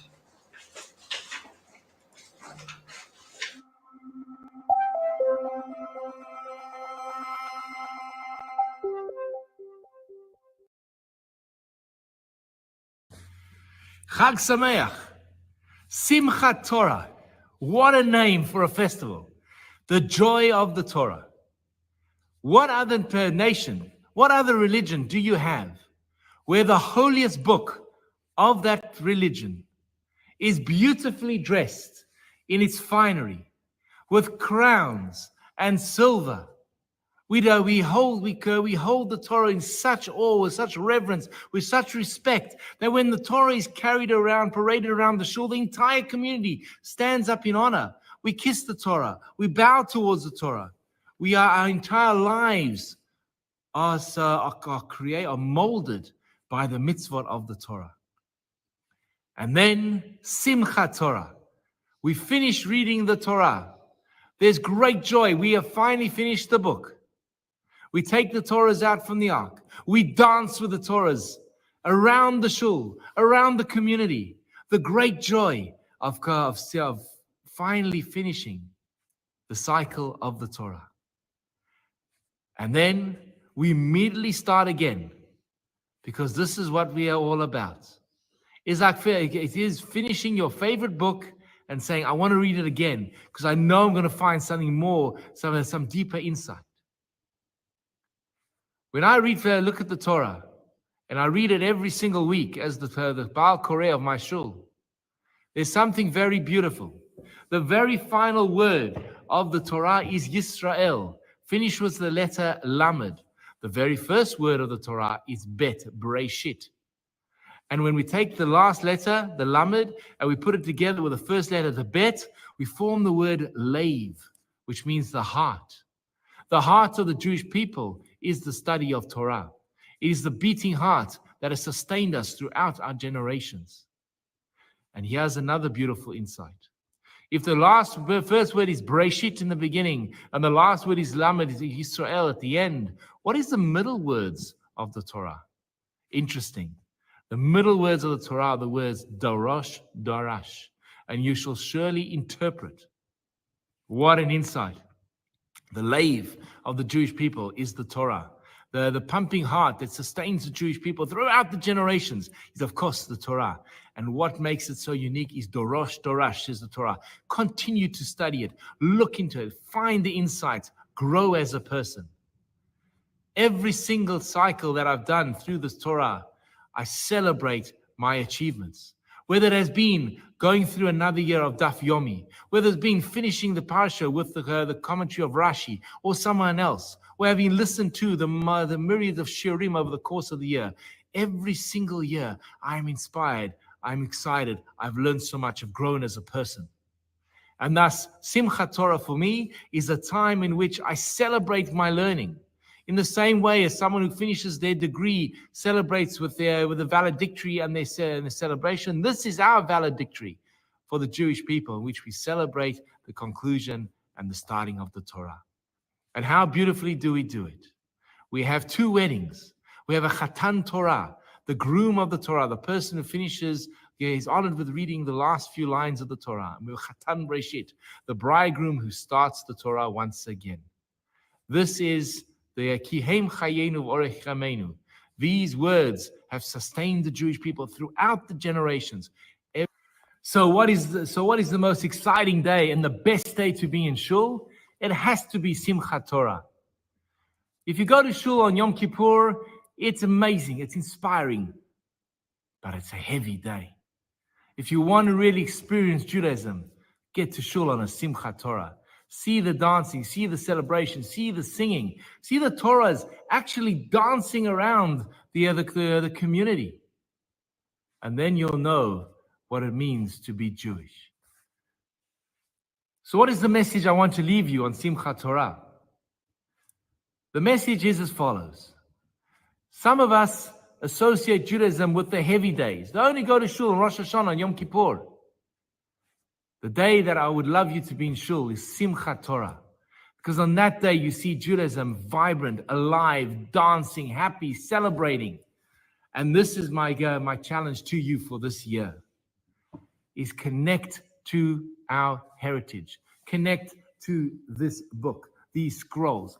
Find for you, if you have never read through the Torah before, Make it your challenge for this week. Parshah Shavuot, every single week, go through the Torah. If you're a master of the Torah, you know the Parashiyot, pick a new commentary. Work your way through a new commentary, because there are so many ideas that are there that one can derive from the Torah. And next year, not only will it be Simchat Torah, celebrating the Torah, but you'll be able to celebrate with everybody your achievements, your learning. And the more you learn, the deeper the connection, the greater the joy. Chag Sameach.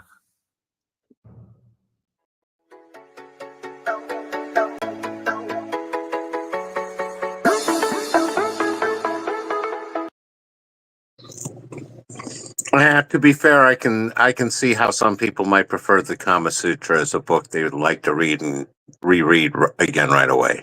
Okay. Yeah, but for different reasons. Well, it's still a holy book, you know. I think it's spelled with a different spelling for holy. Well, it is technically a holy book. It is part of their scripture, but yeah, I know what you mean too. Good one. Thank. Yeah. Let's see. What can I find?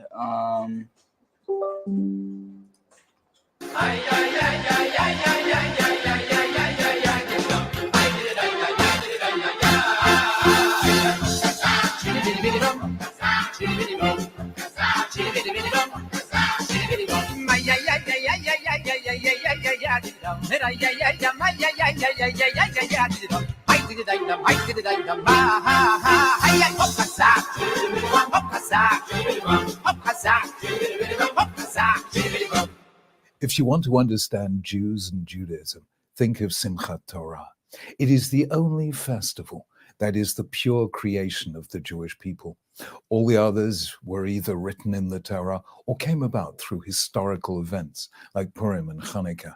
Not so Simchat Torah, which isn't mentioned in the Torah, isn't mentioned elsewhere in Tanakh, isn't even mentioned in the Talmud. It appeared for the first time in the early Middle Ages. Now, you might have thought that with all that persecution and dispersion, Jews would have created a fast, but they didn't. They created a day of pure joy. And joy in what? In the Torah, a book of law. Now just imagine a group of English or American judges or law professors so seized with the beauty of their subject that they dance around the Supreme Court holding books of legislation in their arms. You're right, it couldn't happen. On the 14th of October 1663, the great diarist Samuel Pepys visited a synagogue in London. The day just happened to be Simchat Torah. He couldn't believe what he was seeing. People dancing around in a house of God. He'd never seen anything like it. But that's the unique feature of Simchat Torah. The majesty and impartiality of the law you can find elsewhere. But Simchat Torah, the joy of the law, for that you need to go to shul. So if you want to understand Jews and Judaism, think of Simchat Torah, and we realize that Judaism is really a love story. The story of the love of a people for a book, the book with which we dance on Simchat Torah as if it were a bride. Chag Sameach.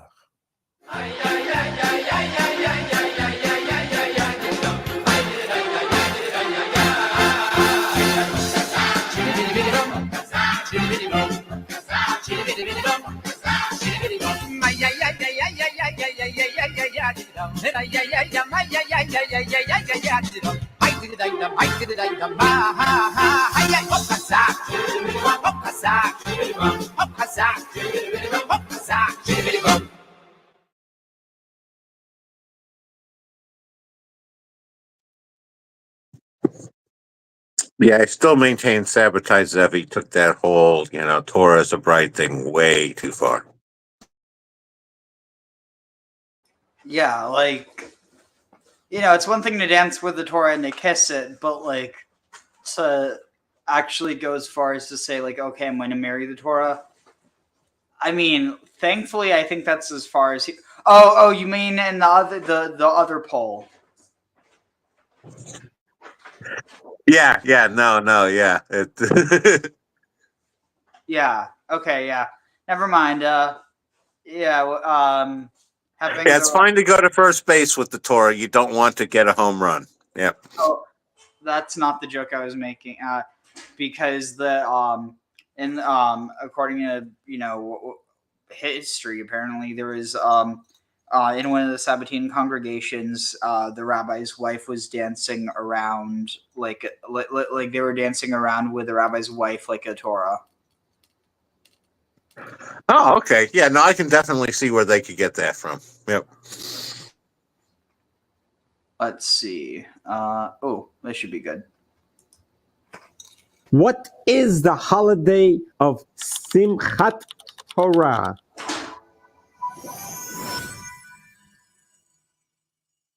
Simchat Torah is a Jewish holiday that's right at the end of the high holiday season. We begin the high holiday season with the birth of the world, with the birth of mankind, which is known as Rosh Hashanah. And we celebrate 21 days, which is known as the high holidays. It all comes together at the very final holiday, which is known as Simchat Torah, which means rejoicing with the Torah. This holiday represents the day that we finish reading the 5 books of Moses. You see, the 5 books of Moses is read every single Saturday throughout the year. We finish the final on this day.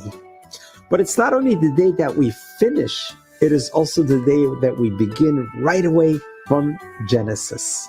This is known as the most joyous day in the Jewish calendar. So much so that we actually take the Holy Bible, the scrolls, the Holy Torah, and we take it out of the ark and we dance with it. We dance with it with such great jubilation, with such excitement, that it's very uncharacteristic, because usually we take out the Torah to study from it.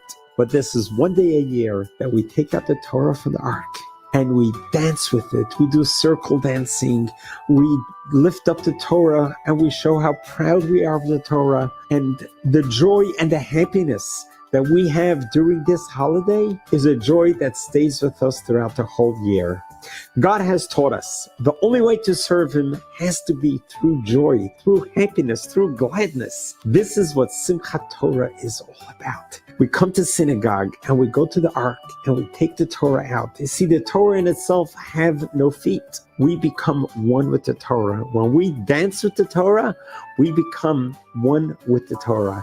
And that is how we celebrated the culmination, the end of the whole high holiday season. We celebrated dancing in joy.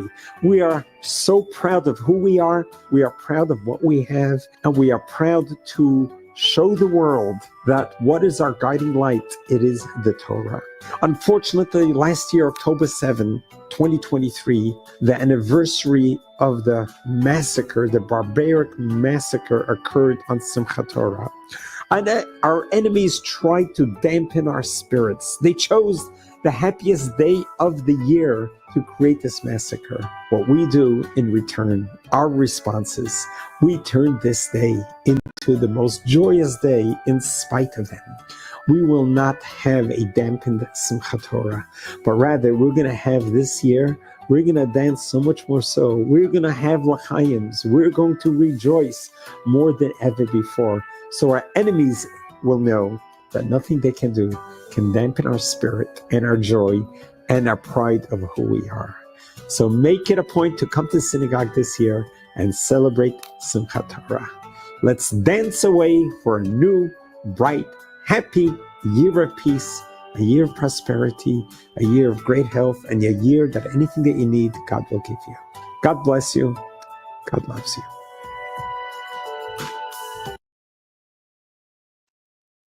A year brighter than 1,000 suns. Good morning, everyone, and Chag Sameach. Tonight we begin the Shemini Atzeret, and tomorrow night, Thursday night, everyone's invited to Palm Beach Synagogue as we celebrate the most joyous day on the calendar, Simchat Torah. And this year is the first anniversary of October 7th, which occurred in Israel on Simchat Torah. And many people are asking, how can we dance when it's the anniversary of the date that we experienced the worst atrocities since the Holocaust? A number of years ago, Dalai Lama sent a message to Elie Wiesel, and he said, I want to ask you, how is it that the Jewish people have endured and survived for 2,000 years in exile? Me and my people have been exiled from our homeland, and we want to know the secret of the Jewish people. And I believe one of the answers, if not the answer to how we survive, is 2 words in the Torah. At the end of Moses' life, which we're going to read about on the morning of Simchat Torah as we conclude the Torah, he says to the Jewish people, I've placed before you a blessing and a curse, life and death. And then he says, Ubacharta b'chayim, you shall choose life. And the question is, who would choose death over life? Isn't it obvious that we're going to choose life? And perhaps the answer is that what Moses was saying was not you should choose life over death, but rather, Ubacharta b'chayim, you should choose life in the face of death. And this has been the secret of the Jewish people. For 2,000 years, we've experienced exile, expulsions, persecution, oppression, inquisitions and intifadas, Holocaust, pogroms, inquisitions. But in the face of death, we said what we're going to say in the Hallel this morning, and we say every day of the holiday, Lo amut ki echya, I will not die, but I will live, as King David says. V'asaper masayah, I will declare the greatness of God. 3 years after the Holocaust, 6 million of our brothers and sisters, sons and daughters were murdered. We went back to Israel. We said in the face of death, we choose life. And that's what we witnessed this year. October 7th, we witnessed the worst evil. The brutal murder of innocent men, women, and children, Holocaust survivors, pregnant mothers, babies, burnt alive. And in the face of that evil and death, the Jewish people stood up and said 3 words, Am Yisrael Chai. As an anthem and as a prayer, we will live. We choose life in the face of death. And that's why tomorrow night at Palm Beach Synagogue, we invited 5 Nova survivors who ran for 12 hours from bullets and terror and survived. And what are they saying? Ubacharta b'chayim, we choose life in the face of death. And one of the couples that are here to dance with us got engaged this year after October 7th, once again saying, Ubacharta b'chayim, we choose love and life in the face of death. One of the remarkable stories that just occurred in Israel was there's a woman by the name of Daron Katz. On October 7th, she and her 2 children, Raz, 4 years old, and Aviv, 2 years old, were taken hostage into Gaza. And they spent 49 days, mother and a 4-year-old and a 2-year-old, in captivity. And they were released, and Israel freed them in a deal 49 days after they were abducted. They spent 49 days in captivity. Just 2 weeks ago, Daron Katz posted a picture of she and her husband and her 4-year-old Raz and 2-year-old Aviv with her pregnant belly. And she said, I'm delighted to announce that I'm pregnant, and my husband and I are expecting our 3rd child. And she said, having experienced the worst evil and nearly losing my life, facing death, to be able to bring life into the world now, literally almost 9 months after she was freed from captivity, she said that is the greatest blessing, to bring life in this world after experiencing so much death.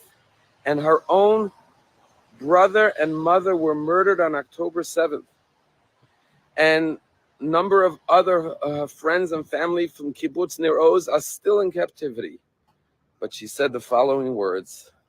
She said, giving birth to a baby, despite all the evil, is my ray of sunshine in the midst of all the darkness. When we come to shul tomorrow night, let us remember the 2 words that Moses taught us 3,300 years ago.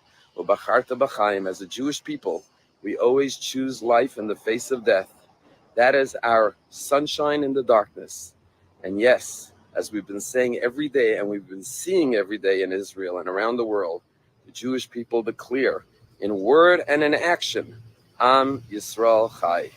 Join us and let us dance, not for the past, but for the bright future of the Jewish people. Chag Sameach.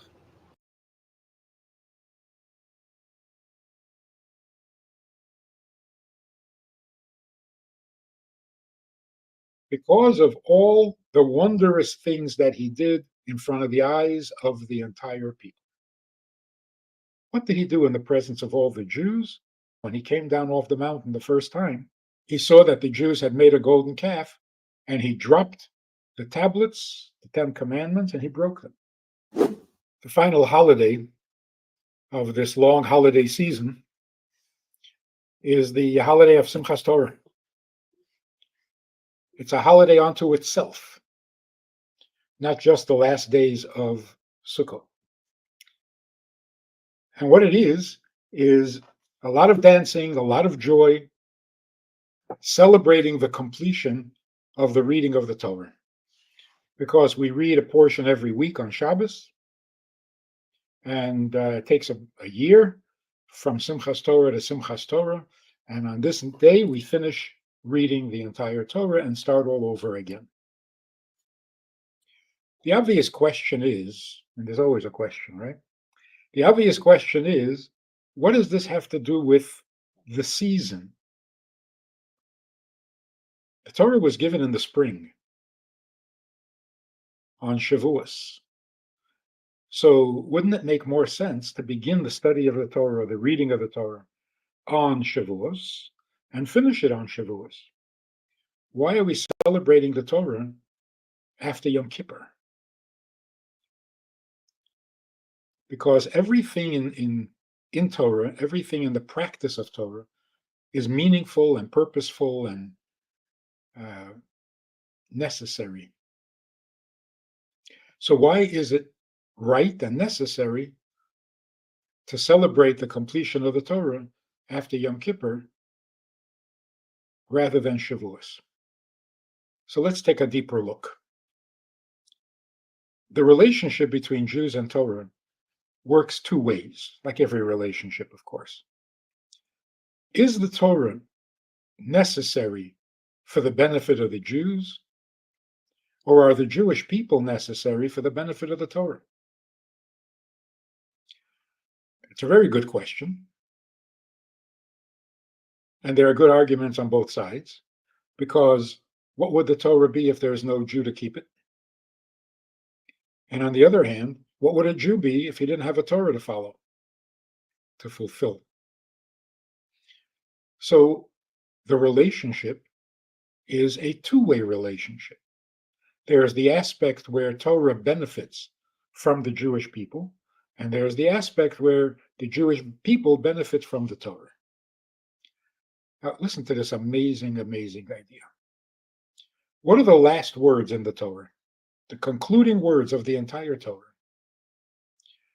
A praise of Moshe, his greatness, his passing away. There will never be another prophet like Moshe. But then it goes on to say, because of all the wondrous things that he did in the awesome wilderness in front of the eyes of the entire people. So we have here three elements. Number one, all the miracles that he performed in Egypt, the miracles that he performed in the wilderness,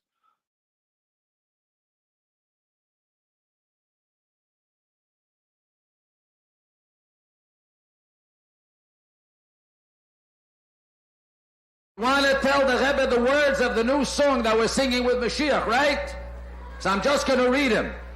Am Yisrael, have no fear. Mashiach will be here this year. We want Mashiach now. We don't want to wait. Okay?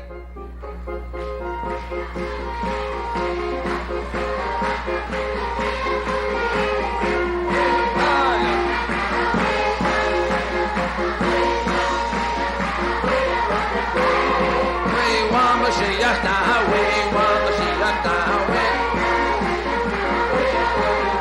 Oh yeah, Am Yisrael, have no fear, Mashiach will be this year. Am Yisrael, have no fear, Mashiach will be here this year.